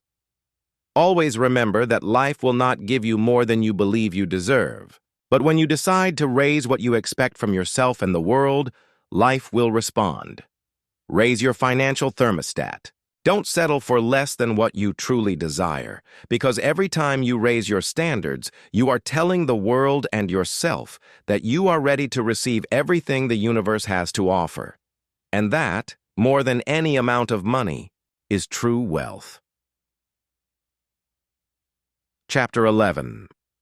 Beauty and Prosperity. The Impact of Your Environment on Your Finances. I remember a time in my life when my finances seemed to be stuck, as if no matter how much effort I put in, I couldn't move from where I was. Day after day, I was surrounded by chaos, with stacks of papers piled on my desk, things to do, and messy places that absorbed my energy. I didn't understand how my environment could be so disconnected from the prosperity I was seeking. I knew something wasn't right, but I couldn't identify what was holding me back. One day, a friend said something to me that completely changed my perspective. Your environment is a reflection of your mind, and your mind is the engine of your prosperity. Those words resonated with me because deep down I knew that my environment not only affected how I felt, but also how I acted. How could I prosper in the midst of chaos? I asked myself. That's how I began to discover the connection between beauty, order, and prosperity. Beauty is not a luxury, it's a necessity. For a long time, I had underestimated the power of the environment in my financial life. I thought that as long as I worked hard, nothing else mattered. But I was wrong. My surroundings profoundly influenced how I thought, how I moved, how I managed my financial decisions. External clutter translated into internal confusion, and that confusion kept me away from the clarity needed to make intelligent decisions about money. I decided to make a change. I started paying attention to my environment, observing how each space I spent time in made me feel, my home, my office, even the places I frequently visited. And I discovered something surprising. The tidier, more beautiful places inspired me, gave me energy, made me feel focused and ready to act. In contrast, chaotic spaces robbed me of clarity and focus, and with it, the ability to attract the prosperity I was seeking. Why is the environment so important in finances? Because our mind needs peace to be creative, to make strategic decisions, to visualize new opportunities. External chaos is like a weight that drags us down, limiting our ability to see solutions, to be proactive, to feel empowered. By living in an environment that didn't reflect beauty or order, I was sabotaging myself without even realizing it. I started making small but significant changes. The first step was to clean up my space. I got rid of everything I didn't need, everything that took up space but didn't add value. At first, it seemed like just a physical act, but I quickly realized that something deeper was happening. By freeing my environment from clutter, I was also freeing my mind, and with that clarity, my financial decisions began to change. Prosperity flows towards order, not chaos. This doesn't mean that everything has to be perfect or impeccable, but that there should be harmony in what surrounds us. How can you expect to attract abundance if you surround yourself with mess, distraction, and things that don't inspire you? The environment is a reflection of how we treat ourselves, and by creating beauty around us, we are sending a clear message. I deserve to live in abundance. I remember the day I transformed my workspace. I decided to invest in some details that made me feel good. A plant that brought freshness. A painting that inspired me, a comfortable chair that reminded me that success can also be comfortable and fluid. These small changes began to have a ripple effect on my life. Every day when I sat down in my office, I felt a new energy, a different disposition toward my projects, and my finances began to reflect that change. Beauty is not just visual, it's also emotional. The environment has a direct impact on how we feel and consequently on how we act. If you surround yourself with things that uplift you, that make you feel at peace, that peace will be reflected in all areas of your life, including your finances. On the other hand, if you surround yourself with chaos, your mind will also be in chaos, and the decisions you make from that state will be decisions of scarcity, of survival, not of prosperity. How can we improve our environment to attract more prosperity? It's not about spending large sums of money on redecorating or creating a perfect space. It's about making small changes that make you feel good, that remind you that you deserve to live in a place that inspires you.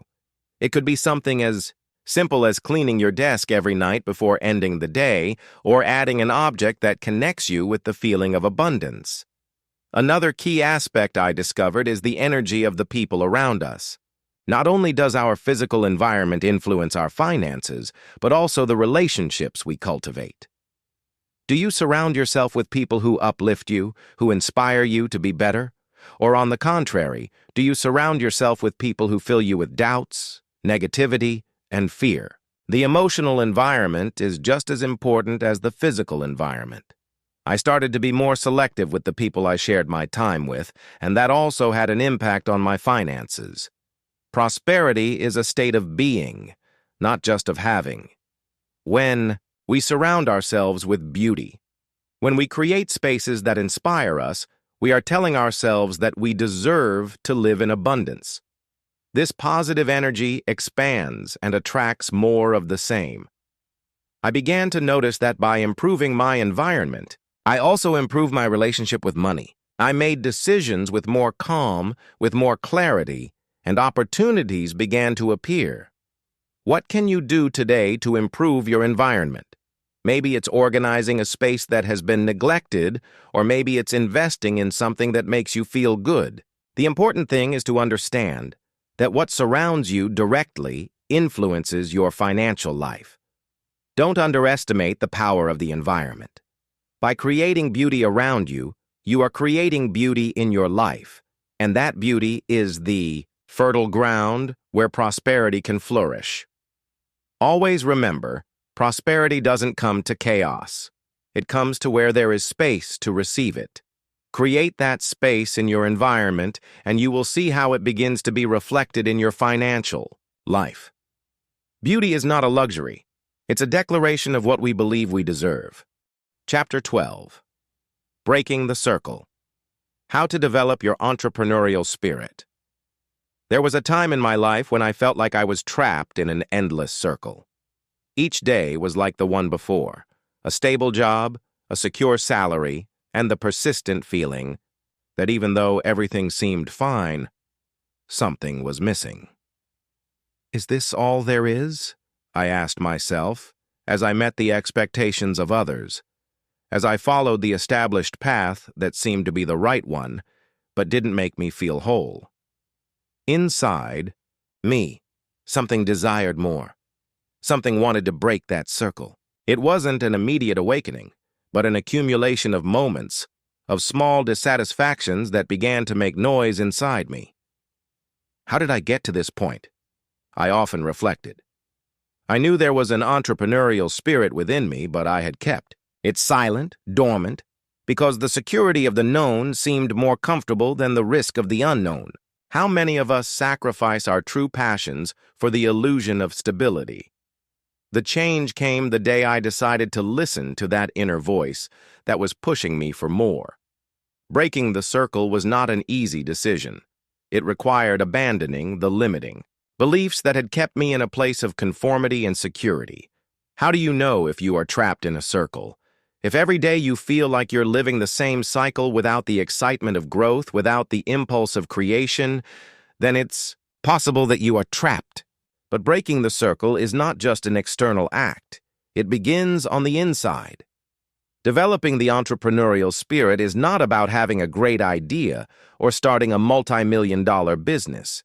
It's about adopting a mindset of creation, of freedom, of constantly challenging the established. The entrepreneur doesn't just look for external opportunities. They reinvent themselves internally again and again. How did I start to break the circle?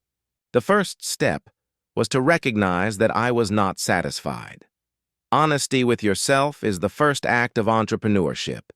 admitting that although things seemed fine on the surface, there was something more I wanted to explore. That spark of dissatisfaction is the engine that drives entrepreneurs, not as a complaint, but as a deep desire to create something new, something of their own. I started asking myself difficult questions. What do I really want to create in this world? What ideas, no matter how small, have been waiting to come to light? I realized that I didn't have to have all the answers immediately. Sometimes the first step is simply having the courage to say, I'm going to try it. The entrepreneur does not wait to have everything figured out before starting. That's the trap many of us fall into, waiting until we have the perfect plan, the ideal conditions, the necessary support. But what I learned is that entrepreneurship is a path that is built as you walk. The first step is to trust yourself, to believe that you have something valuable to offer, that your vision, no matter how small or uncertain it may seem at first, has the power to transform into something great. Why is it so difficult to break the circle? The circle represents the known, the familiar, the comfortable. Breaking it means entering the unknown, into a territory where success is not guaranteed and where failure is a real possibility. But failure is not the enemy of the entrepreneur. It's their teacher. Every time I encountered an obstacle, instead of retreating, I decided to learn. What can I extract from this experience? I asked myself. And with every mistake, with every fall, the entrepreneurial spirit within me grew stronger. The true entrepreneur is not afraid to fall because they know that every fall is a lesson on the path to success. Breaking the circle also meant breaking with the expectations of others. For years, I had followed a path that others considered safe and correct, but entrepreneurship taught me that the only validation you need is your own. By breaking the circle, you free yourself from the need to please others, to follow in the footsteps of others, and you begin to forge your own path. How did I develop my entrepreneurial spirit? First, I learned to trust my ideas, no matter how small or crazy they seemed. The entrepreneur doesn't wait for the perfect idea, but starts with what they have and improves it along the way. I started to experiment, to try new things, to get out of my comfort zone. I knew that not all my ideas would be a success, but I also knew that failure was part of the process. Second, I understood that entrepreneurship is an act of constant creation. The entrepreneur doesn't stop once they have achieved success. They keep creating, keep reinventing themselves, keep looking for new ways to grow.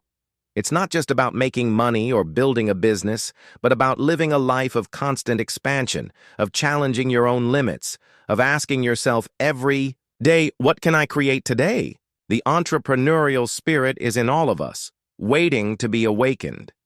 You don't need to be a business genius or have millions in the bank to start developing your entrepreneurial spirit. All you need is the willingness to create, to take risks, to challenge what you have known until now. The true entrepreneur is not the one who never fails, but the one who never stops trying. Today, I invite you to ask yourself this question. What circle do you need to break? Maybe it's the circle of comfort, of security, of conformity. Maybe it's the circle of others' expectations, of the fears that have kept you stuck. Whatever it is, I assure you that within you there is an entrepreneurial spirit waiting to be freed. Breaking the circle is not an act of rebellion. It's an act of self-love. It's telling yourself that you deserve more, that you can create more, that you have the power to change your life and the world around you. Don't wait to have everything figured out. Start today with what you have, with who you are, and trust that the path will reveal itself as you move forward. Always remember, the entrepreneur is not born, they are made. And every step you take into the unknown, every circle you break, is one more step toward discovering your true potential. Today is the day to break the circle and start creating the life you truly desire. Chapter 13. Beyond Survival. Converting Energy into Abundance. For a long time, I lived in survival mode. I woke up every day with a sense of urgency, as if the world were a place I had to confront with all my strength just to stay afloat. I worked tirelessly, chased goals that seemed to vanish as soon as I reached them, and my whole being was focused on a single objective: survival. There was no space for abundance, only for what was necessary, and despite everything, I found myself trapped in an endless cycle. Why, despite so much effort, did it seem like I wasn't making any progress? One day, in the middle of an exhausting workday, I stopped and asked myself a question that would change my life. Am I living just to survive? The answer was painful. I had spent so much energy simply on maintaining balance that I had forgotten something essential. Life is not meant just for surviving. It is meant for flourishing, for expanding, for filling with abundance. How many of us find ourselves in that same situation, day after day, chasing the basics, without realizing that there is a force within us capable of transforming that survival energy into something much greater: abundance. The first step to going beyond survival is to recognize that you are trapped in it. At first, I resisted accepting it. Wasn't survival a noble act? I said to myself. Isn't it valuable to get up every day and fight to stay afloat? Of course it is. But survival is only the starting point, not the destination. And if you stay in that state for too long, you start to lose sight of what you are truly capable of creating. What I realized is that the energy I was putting into surviving was the same energy I could use to create abundance. How did I convert survival energy into abundance? The change began with an internal decision.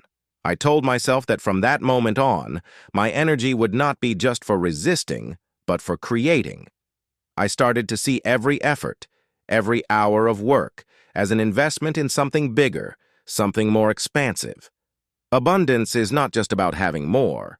It's about feeling that your energy is being directed towards something that nourishes you, that fills you, that makes you feel alive. By changing my perspective, something within me unlocked. Suddenly, the world stopped being a place of constant struggle and became a space full of possibilities. The key is in how you manage your energy. For a long time, I wasted my energy worrying about what could go wrong, about what I didn't have, about the challenges that seemed insurmountable. But when I decided to focus on what I could create, on what was already within my reach, that same energy was transformed. The energy you use to survive is the same energy you can use to thrive. You just change where you direct it. I started to ask myself every day, how can I use my energy to generate more abundance? That simple question led me to make different decisions. I stopped focusing only on the work that kept me afloat and started dedicating time to projects I was passionate about, to relationships that filled me with joy, to activities that reminded me that life is full of opportunities to grow and expand. By changing the direction of my energy, the world responded in the same way. Abundance is a state of mind, not a destination. Once I understood that, I started to live in a different way. I stopped worrying about what I didn't have and started to value what was already in my life. Gratitude is one of the doors to abundance. The more grateful I felt for what I already had, the more opportunities appeared. And those opportunities were not always big or spectacular, but they were enough to remind me that abundance is not in the size of what you achieve, but in the feeling of expansion you feel when you live it. How can we leave behind the survival mindset? First, we must recognize that we are trapped in it. If you feel constantly worried, stressed about what's coming tomorrow, it's possible that you are living in that state. But the key is not to work harder or run faster. The key is to change your focus. Ask yourself, how can I start to create instead of just resisting? The answer is not always easy, but it begins with small steps. Start dedicating more time to what inspires you, to what gives you life, to what reminds you that the world is full of possibilities. Second, learn to trust the flow of life. For a long time, I clung to the idea that I had to control everything, for things to go well. But what I discovered is that by letting go of control, by letting myself be carried by the natural flow of things, opportunities began to arrive in unexpected ways. Abundance flows toward those who trust that there is more than enough for everyone. By trusting that life would give me what I needed, my energy stopped being blocked in worry and began to flow toward creation. What happens when you convert your energy into abundance? The change is subtle but powerful.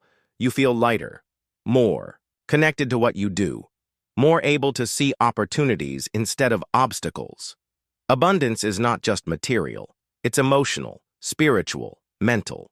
You realize that there has always been enough, that life has always been waiting for you to change your focus to give you what you have been looking for. I remember the moment I first felt truly free from the survival mindset. It wasn't when I reached a big financial goal or when I achieved a visible success. It was on a quiet day when I woke up and realized that I was no longer worried about tomorrow, that the energy I once used to fight was now being used to create, to enjoy, to live fully. That is abundance. Today, I invite you to ask yourself, how are you using your energy? Are you spending it on resisting, on surviving, on staying afloat, or are you directing it toward creation, toward expansion, toward abundance? Remember that the same energy you use to survive can be the one that propels you toward a life of fullness. The change is not external, it's internal, and it begins when you decide that you are no longer here just to survive, but to flourish. Beyond survival is abundance, and that abundance is available to all of us if we decide to open ourselves to it, if we decide to direct our energy toward creation instead of struggle. Today is the day you can begin to convert your energy into abundance. Chapter 14. Making Things Happen. The Importance of Conscious Action. There was a time in my life when I believed that if I focused enough on my goals, and if I wished with all my might, the universe would conspire to make my dreams come true. How many times do we hear that seductive idea that just by thinking and visualizing things will happen? But after many attempts and some failures, I realized that something crucial was missing from that equation. It wasn't enough to want something. It wasn't enough to imagine it with all my heart. The most powerful spark of all was missing: conscious action. I remember one particular day, one when I was feeling especially frustrated. I had spent months visualizing and making affirmations, but nothing seemed to change.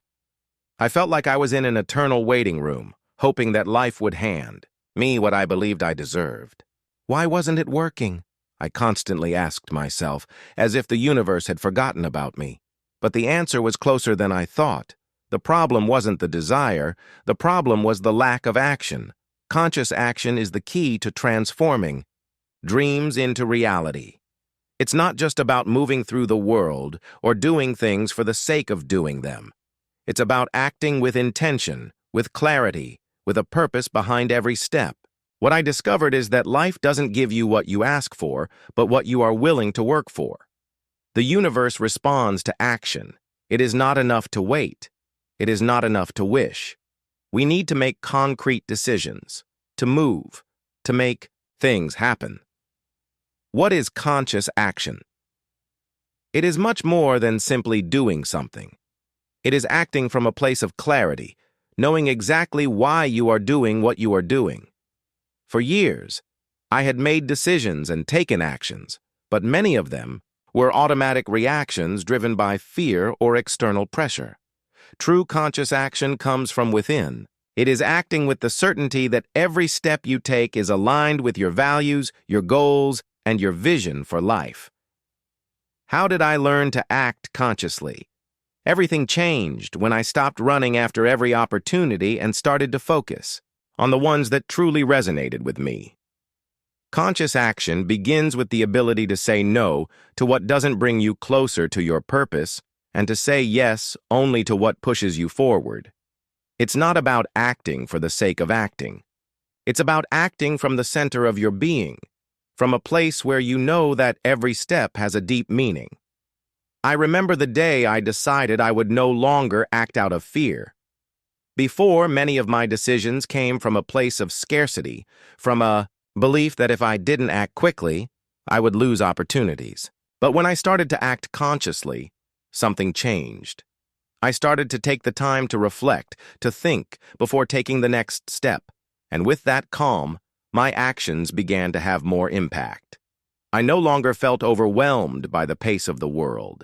On the contrary, I felt that I had control of my own pace. Why is conscious action so important? Because it connects us with the present. It anchors us in the now. We often act driven by anxiety about the future or the weight of the past.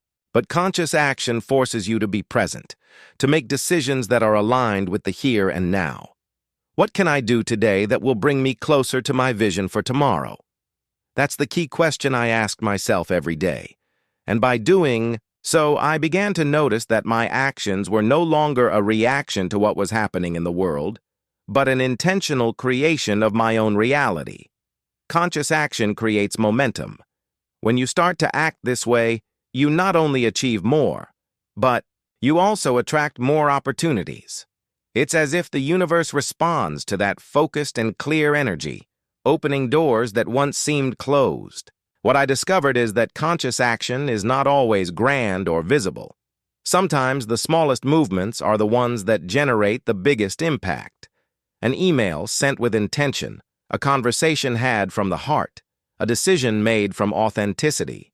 These are the actions that transform your life. What happens when we don't act consciously? When we simply react to the world, we become leaves in the wind, without direction. We lose our ability to create. But when we act with intention, we become architects of our own lives. Conscious action gives us power. It reminds us that although we cannot control everything that happens around us, we can control how we respond and how we move forward. I remember a key moment on my path to conscious action. I was faced with an opportunity that on the surface seemed perfect, but something inside me told me it wasn't the right path. Before, I would have jumped without thinking, guided by the promise of quick success. But this time, I stopped. I took the time to reflect, to connect with what I really wanted, and although saying no was difficult, it was one of the best decisions I made. Conscious action is not just about doing, it's also about waiting, listening, and knowing when not to act. How? Can you start practicing conscious action? 1. First, start by clarifying your true intentions. Why are you doing what you are doing? Second, stop before making important decisions. Take the time to reflect, to make sure that what you are about to do is aligned with your purpose. Third, act with confidence. Conscious action is powerful because it comes from a place of certainty, not doubt. When you know why you are doing what you are doing, your actions have more weight, more impact. Today, I invite you to ask yourself, am I acting consciously or just reacting to the world? If you feel like you've been moving without direction, stop, breathe. Take a moment to reflect on what you really want, and then act from that place of clarity. Making things happen is not a matter of force. It's a matter of focus. It's a matter of making decisions that are aligned with your truth, with what really matters to you. Always remember, conscious action is the spark that transforms dreams into reality. It's not about waiting for things to happen, but about making them happen one step at a time with intention, with clarity, and with purpose. Today is the day you can start to act consciously and make your life become what you have always dreamed of. Chapter 15. Taking care of your 4 dimensions: health, money, relationships, and spirit. At one point in my life, I felt like something was missing. Despite my achievements, despite the progress in my career, there was always an emptiness I couldn't fill. Why, despite being successful in some areas, did I feel that other parts of me were neglected? I knew there was more to life than just work, but I was trapped in the idea that if I achieved financial success, everything else would solve itself. But it wasn't like that. I discovered over time that life is much more than one dimension. We are multidimensional beings, and to live a full life, we must take care of all these parts of ourselves. What I learned is that life is built around four essential pillars: health, money, relationships, and spirit. And each of these pillars is intrinsically connected to the others. When one of them is out of balance, the impact is felt in all the others. How many times have you achieved success in one of these areas only to find that another one is crumbling? Balance is not an easy goal, but it is essential. I remember a period when my focus was completely on money. I worked long hours, closed important deals, and it seemed like I was advancing in my career. However, my health began to suffer. I slept little, ate poorly, and stress was building up in my body. It was then that I realized that although I was building success in one dimension, I was sacrificing another of equal importance. What good is money if you don't have the health to enjoy it? The four pillars of a full life. The first pillar, health. Health is the foundation of everything we do. Without it, we cannot function at the peak of our abilities. We cannot think clearly, work with energy, or enjoy the things we achieve. How can we take care of our health? It's not just about exercising or eating well, although those things are fundamental. It's about listening to your body, understanding when you need to rest, when you need to move, when you need to stop. Health is not just physical, it's also mental and emotional. I learned to take care of my mind as much as my body. Meditation, adequate rest, and time for myself became essential elements for staying strong in all areas of my life. The second pillar, money. Money, although not everything, is a powerful tool that allows us to create security and freedom. How do we cultivate a healthy relationship with money? I learned through the conscious practice of managing my finances wisely, understanding that money should work for me, not the other way around. For years, my relationship with money was one of struggle and survival, but when I changed my perspective and started to see it as a tool to create more possibilities, my financial life also changed. Abundance is not just about accumulating, it's about generating and sharing, about using money as a means to live a fuller life. The third pillar, relationships. No success is worthwhile if you don't have anyone to share it with. Relationships are the soul of our human experience. How can we nurture our relationships? I learned that they flourish when we dedicate time, attention, and genuine love to them. It's not just about being physically present, but about being emotionally present. There was a time when, absorbed in my professional goals, I neglected my most important relationships. I realized in a painful way that success without connection is an empty success. Relationships not only give us joy, but also support us in difficult times. And to take care of our relationships, we need to be conscious, generous, and willing to listen and support. The fourth pillar, spirit. This is perhaps the deepest and often the most neglected dimension. What is the spirit? For me, the spirit is that inner fire that connects us to something bigger than ourselves. It's the force that pushes us to keep going, even when everything else seems to be against us. How do we cultivate our spirit? Through a connection to what gives us meaning. For some, that connection is with the divine. For others, it's with nature, creativity, or the purpose of serving others. What I understood is that the spirit needs to be fed as much as the body. We need time to reflect, to reconnect with ourselves, to remember why we do what we do. Material success without a spiritual purpose is an empty journey. How to take care of your four dimensions. Balance doesn't mean that everything is perfect all the time. What I learned is that balance is dynamic, not static. There will be times when one area needs more attention than another, and that's okay. But the important thing is never to lose sight of the fact that all these dimensions are part of a whole, and that each one deserves to be cared for with the same dedication. I started asking myself, how am I taking care of my health today? How am I managing my relationship with money? Am I nurturing my relationships? Am I connecting with my spirit? By asking myself these questions regularly, I was able to start making adjustments in my life that allowed me to move forward without sacrificing one dimension for another. What happens when you take care of your 4 dimensions? What happens is that you begin to live in a state of fullness. You no longer feel fragmented. You no longer feel that your success in one area comes at the expense of another. You feel that you are moving forward harmoniously, that every aspect of your life is growing and expanding. Health supports your ability to work. Money gives you the freedom to enjoy. Relationships give you connection and joy, and spirit reminds you of the purpose behind everything you do.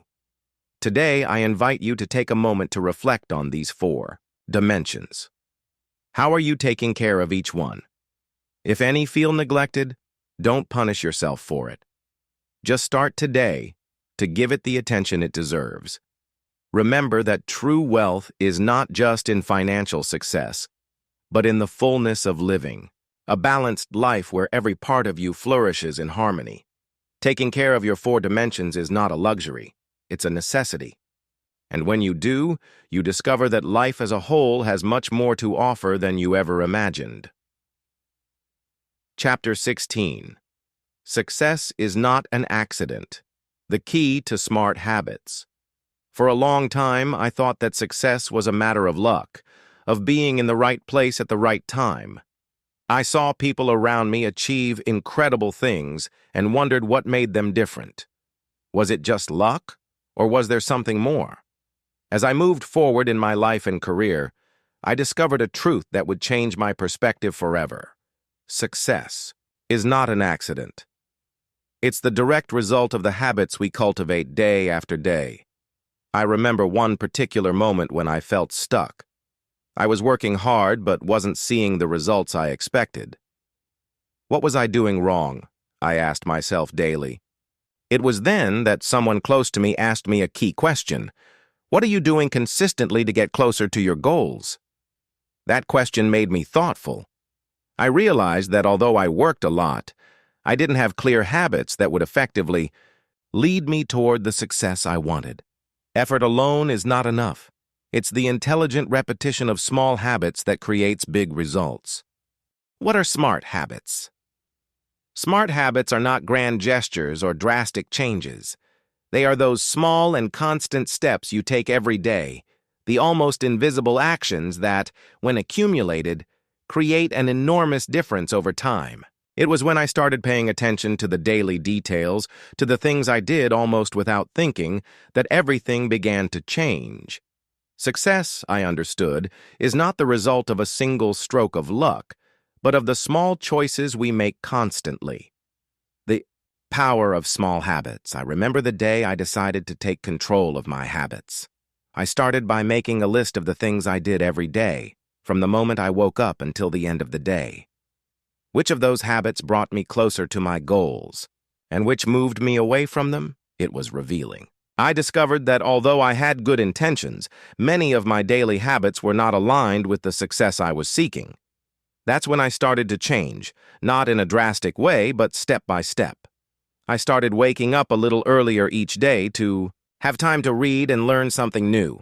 I replaced time spent distracted with activities that would propel me toward my goals. I started to take better care of my body, not with extreme changes, but with small adjustments to my diet and exercise.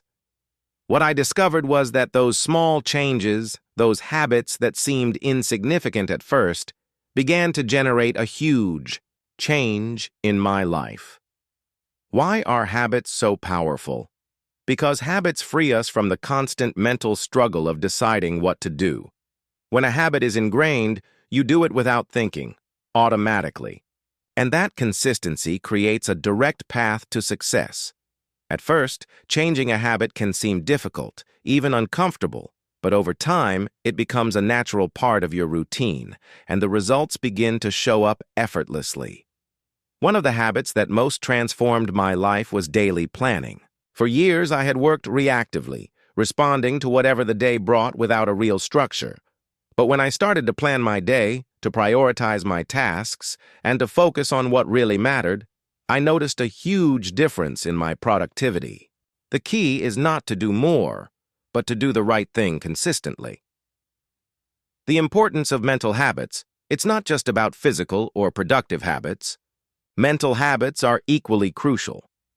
I realized that to be successful, I not only needed to act smartly, but also to think smartly. I started cultivating the habit of gratitude, of focusing on the positive, on what was working, instead of getting stuck on what was missing. The mind is powerful, and when we train our thoughts to align with our goals, success flows more naturally. What happens when you cultivate smart habits? What happens is that success stops being a distant possibility and becomes a tangible reality. It's no longer about waiting for things to happen, but about making them happen, step by step, habit by habit.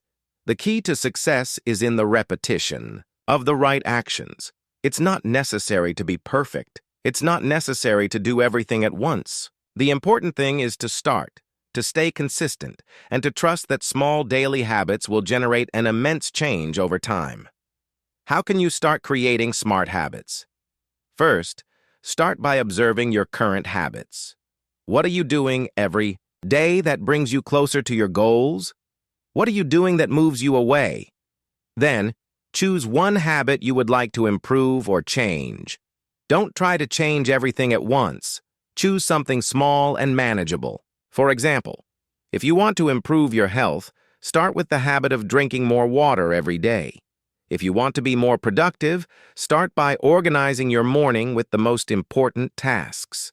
The key is consistency. It doesn't matter if you start small. The important thing is to keep going.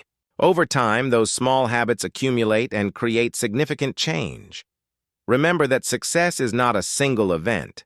It's the result of what you do daily. Today, I invite you to reflect on your habits. Which ones are bringing you closer to the success you want? Which ones are holding you back? Success is not an accident. It's the direct consequence of the decisions you make every day, and those decisions become your habits.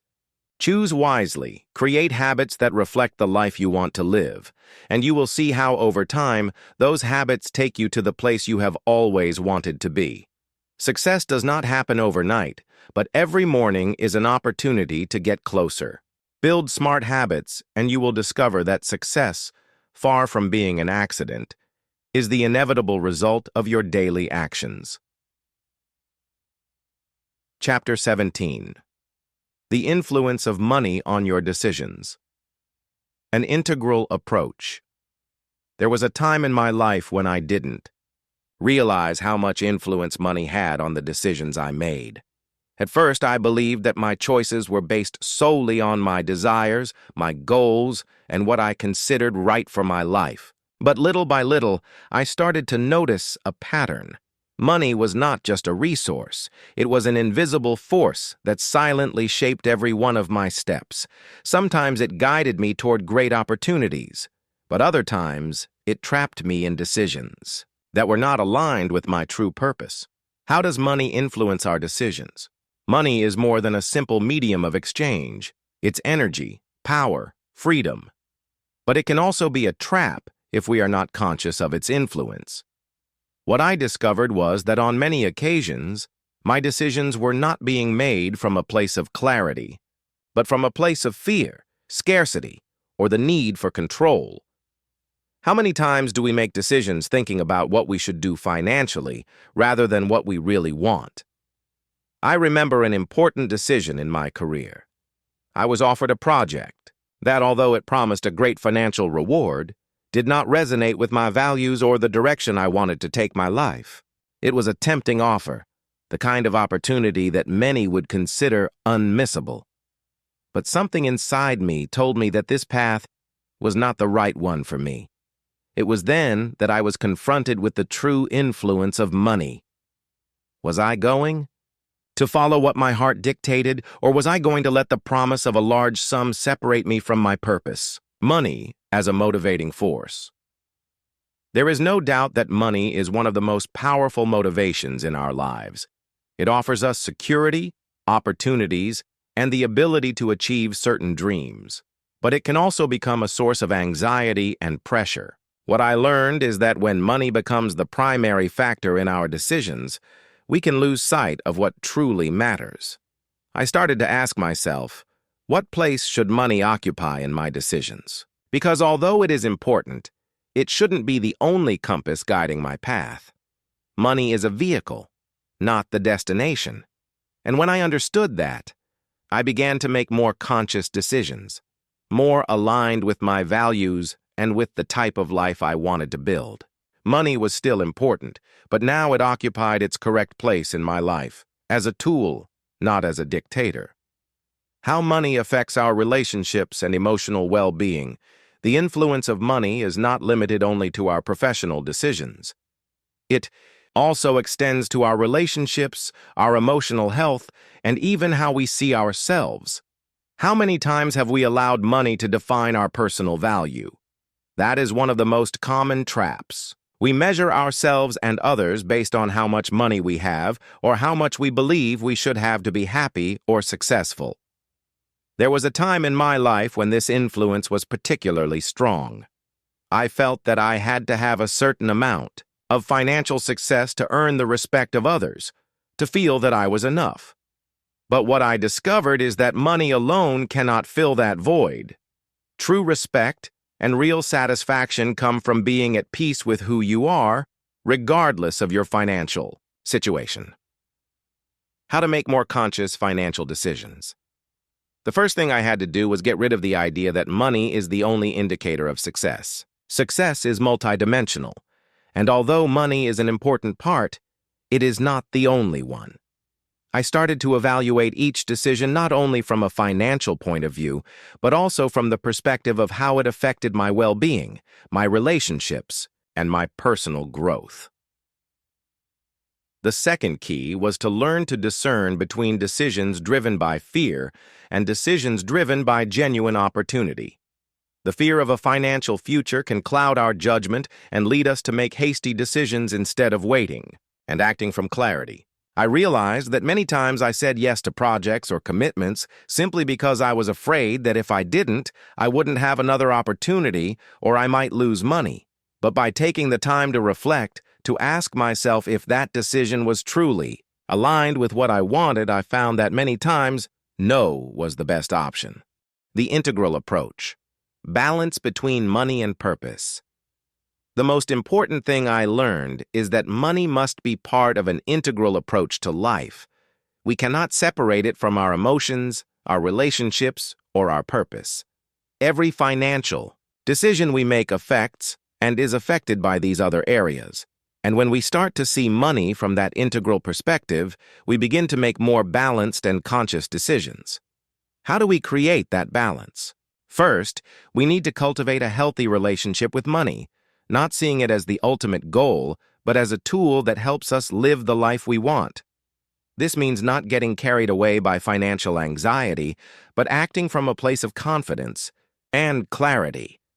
Money is important, but it is not everything, and when we treat it as such, we release the pressure we often feel and begin to make wiser decisions.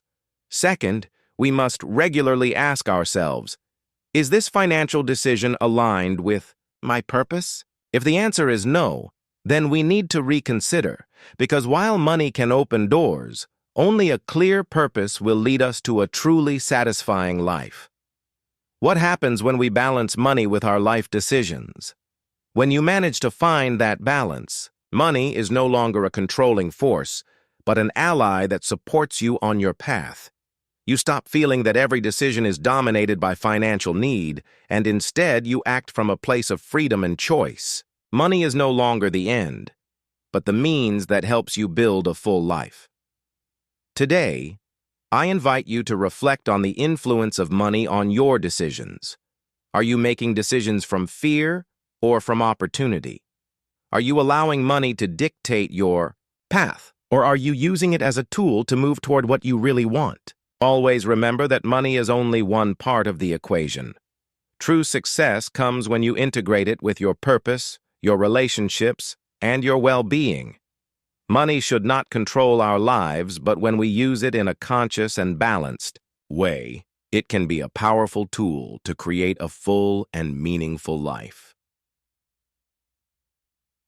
Chapter 18. Balance and Rest. The Power of Knowing. When to Let Go. There was a time in my life when I believed that success depended on how much I could handle, how much I could do, how many hours I could work without rest. If I didn't push myself to the maximum every day, if I wasn't constantly pushing my limits, I felt like I wasn't doing enough. But over time, I realized a truth that would change my life. True power doesn't reside only in moving forward without stopping, but in knowing when to let go, when to rest, when to regain balance. I remember a particularly difficult moment. I was working on several projects at once, trying to juggle all areas of my life. Success seemed close, but I felt more and more exhausted. Why, despite all my efforts, did I still feel like something was wrong? It was then that I realized I had forgotten something essential, the power of knowing when to let go. Letting go is not giving up. It's a lesson I didn't learn immediately. Letting go, in my mind, was associated with failure, with giving up, with the idea that if I didn't maintain constant control, everything would fall apart. But what I discovered is that letting go is an act of trust, of inner wisdom, of recognizing that not everything is under our control, and that in that conscious surrender, in that act of letting go, there is immense power. Why is it so difficult to let go? Because we have been taught that to be successful, we must be in constant motion, in constant struggle. We have been told that resting is a waste of time, that if you are not moving forward, you are moving backward. But what they never tell us is that sometimes letting go is moving forward in a much deeper way. It's learning to trust the process, to understand that we can't always force results, and that pausing is an essential part of growth. Rest as an act of self-love. For a long time, rest was something I saw as a luxury, something I only allowed myself when I couldn't go on anymore. But rest is not a luxury, it's a necessity.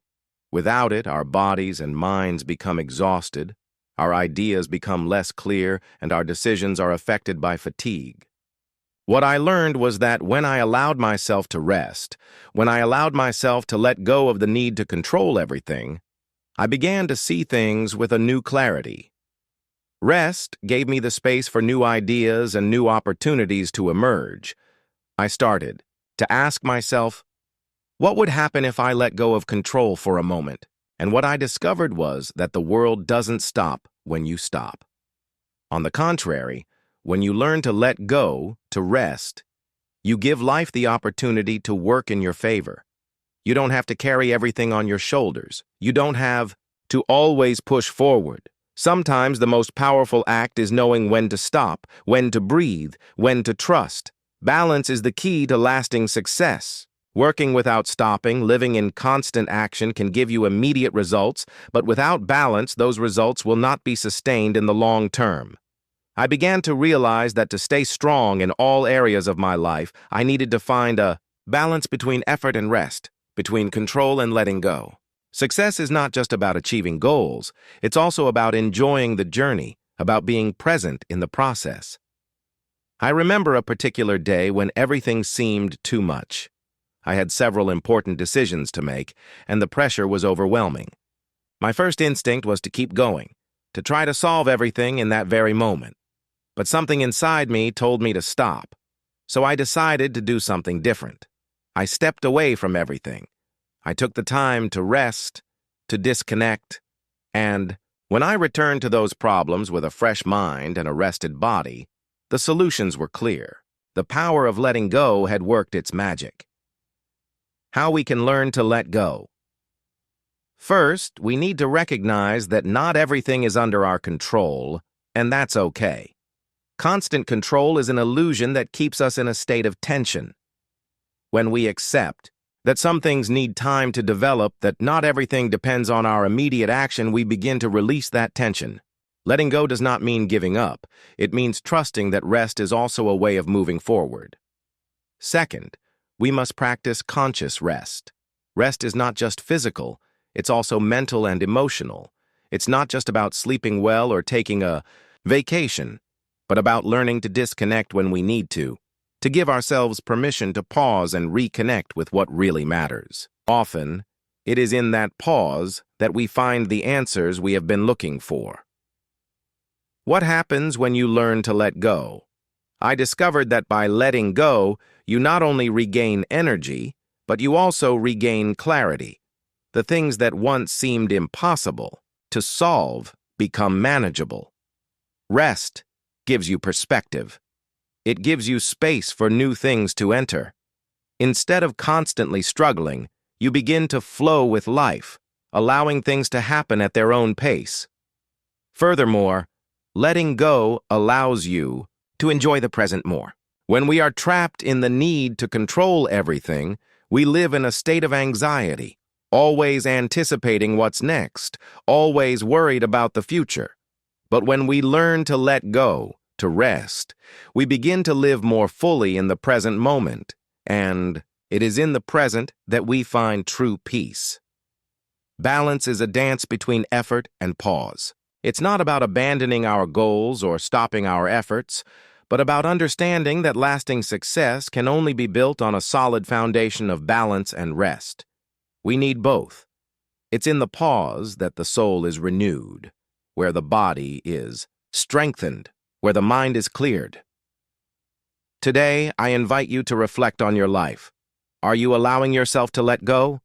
Are you giving yourself the rest you need to maintain balance? If you feel like you are carrying too much weight on your shoulders, if you feel overwhelmed by the pressure to do everything, maybe it's time to let go, to trust, to give yourself the space to rest and regain your strength. Always remember, true power is not in pushing tirelessly, but in knowing when to let go, when to stop, when to allow life to flow. Success is not just the destination. It's also the balance with which you walk the path. Chapter 19. Surrounding yourself with beauty. Raising your standard of living. There was a time in my life when I saw beauty as a luxury. I believed it was something extra, an ornament that only those who had achieved a certain level of success could afford. But over time, I realized something profound. Beauty is not a luxury, it's a necessity. It's a powerful force that uplifts us, that inspires us, that transforms how we live and how we feel. Surrounding ourselves with beauty is not just about beautifying our environment, it's about raising our standard of living. I remember a key moment when I first understood the true power of beauty.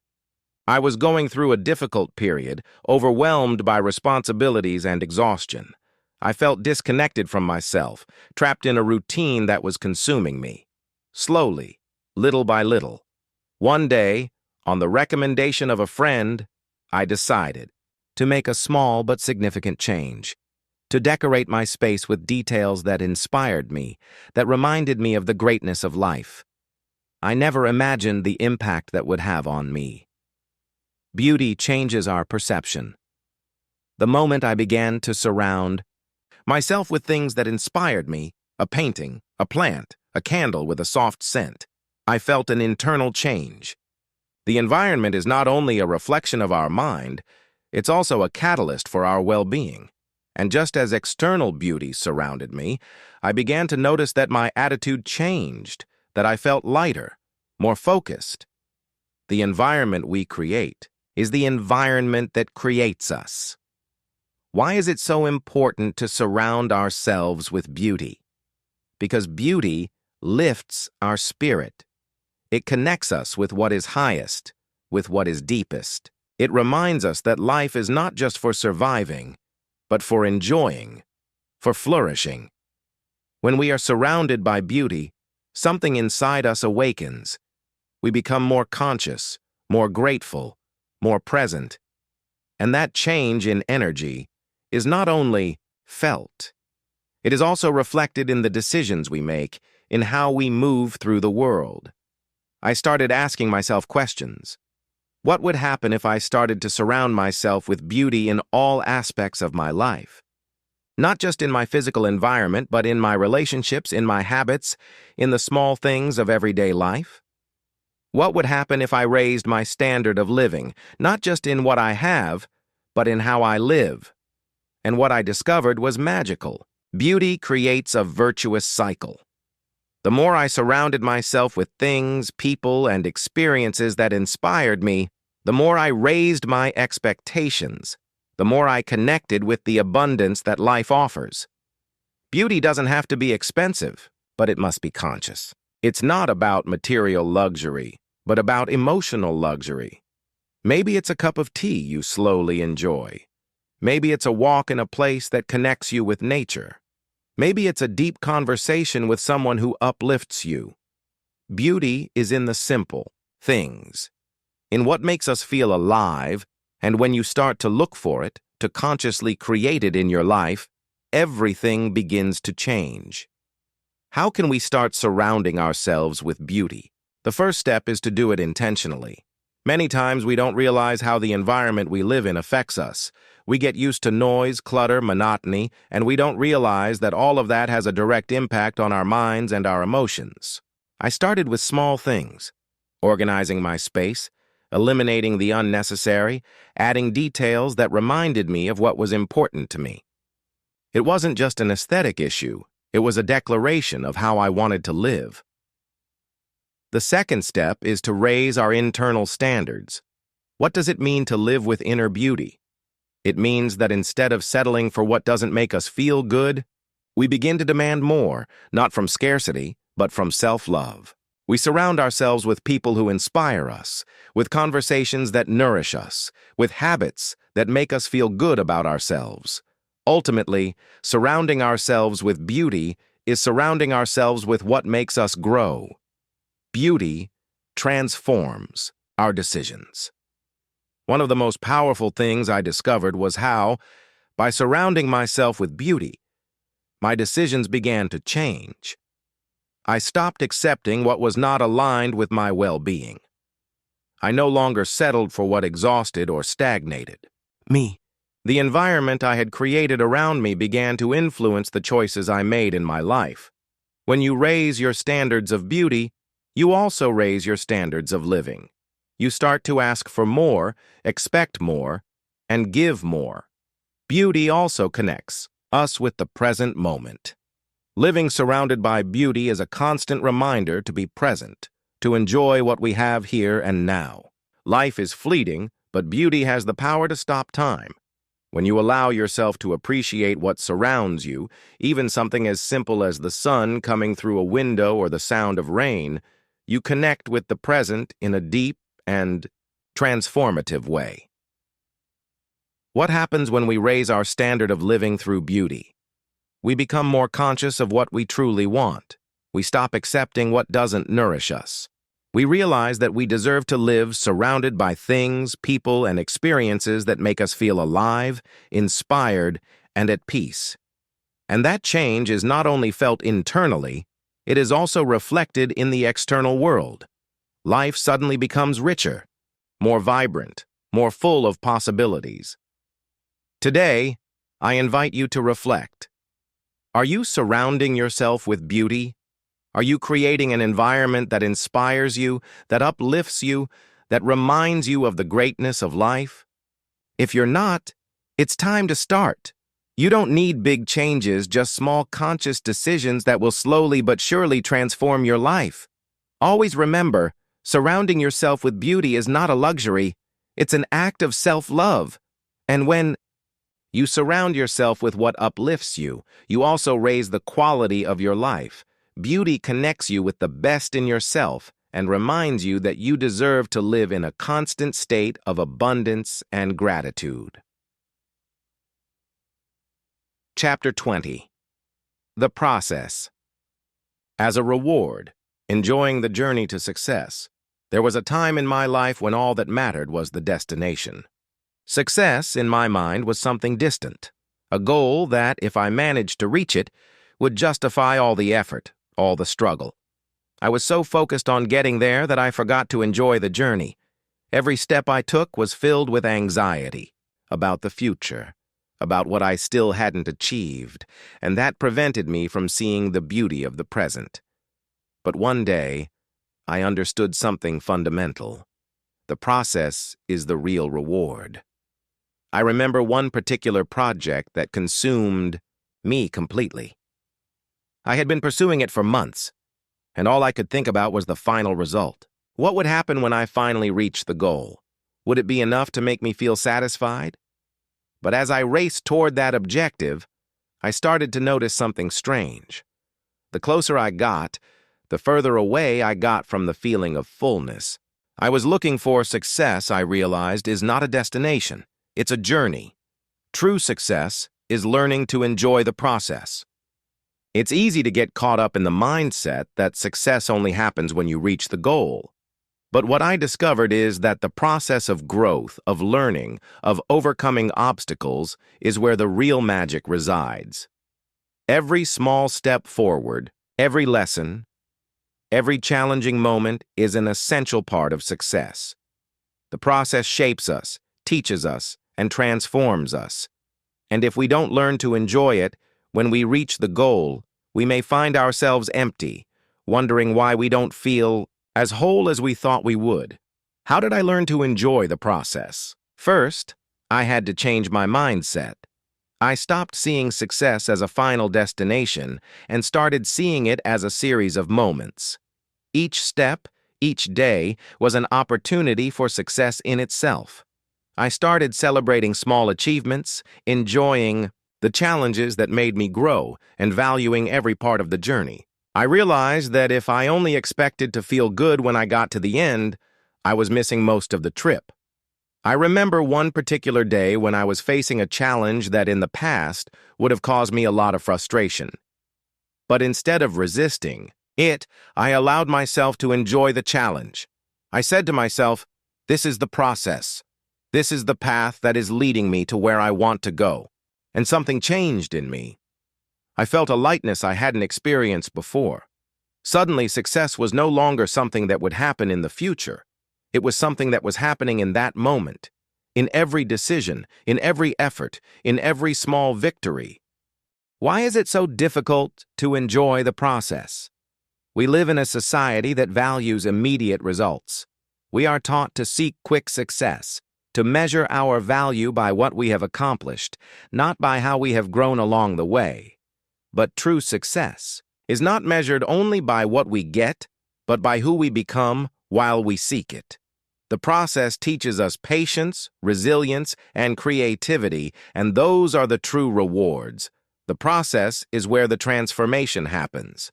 What I discovered is that, while I was pursuing my goals, it was the process that was shaping me. Every difficulty I faced made me stronger. Every obstacle forced me to grow. I wasn't waiting for success. I was living it with every step I took. And when I started to see it that way, everything changed. There was no longer a rush to get there, because every moment of the journey felt valuable in itself. What happens when we start to enjoy the process? When we stop obsessing over the final result and start enjoying the process, something beautiful happens. The path becomes lighter, more rewarding, more full of meaning. We no longer feel the constant pressure to arrive because we understand that we are exactly where we need to be in every moment. And in that state of presence, success becomes something we live every day, not something we hope to achieve one day. I started asking myself, what would happen if every day I allowed myself to enjoy the process more?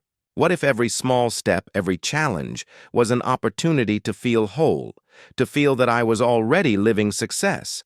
And what I discovered was that by changing my focus, my life changed.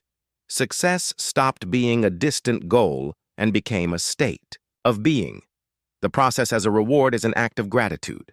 When we learn to see the process as the true reward, we cultivate a deep gratitude for every moment.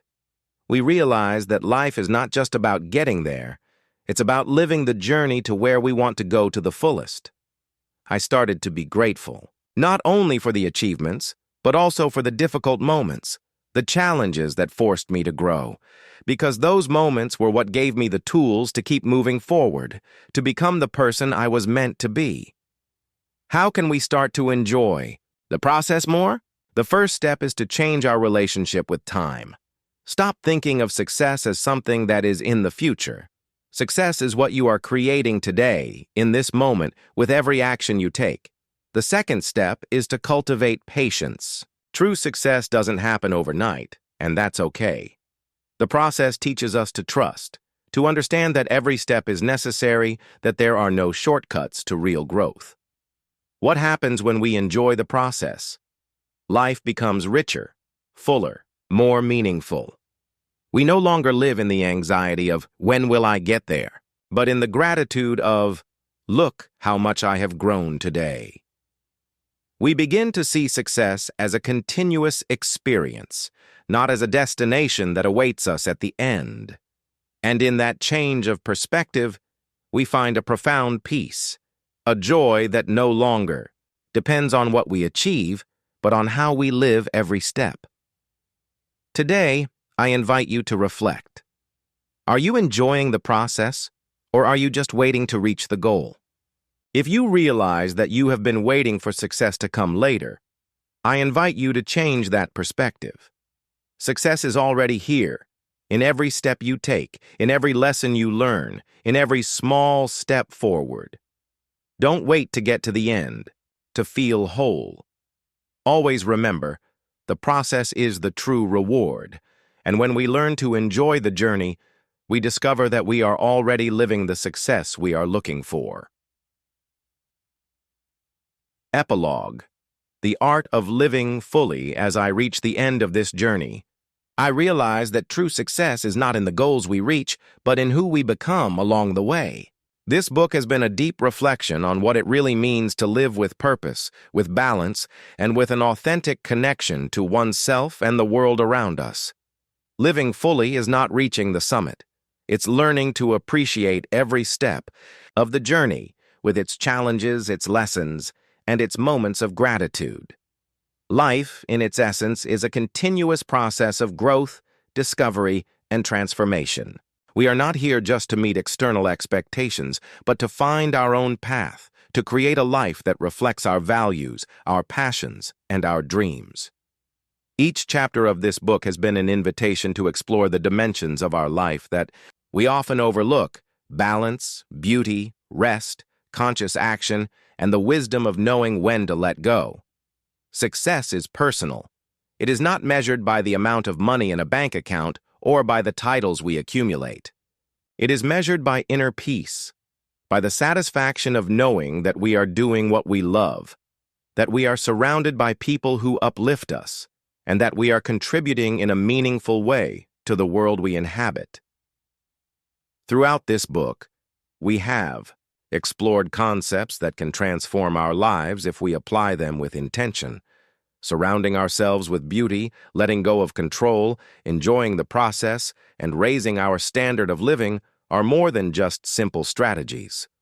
They are ways of living fully, of connecting with what really matters. And by doing so, we realize that success is not something external that we must tirelessly pursue, but something that is already within us, waiting to be revealed.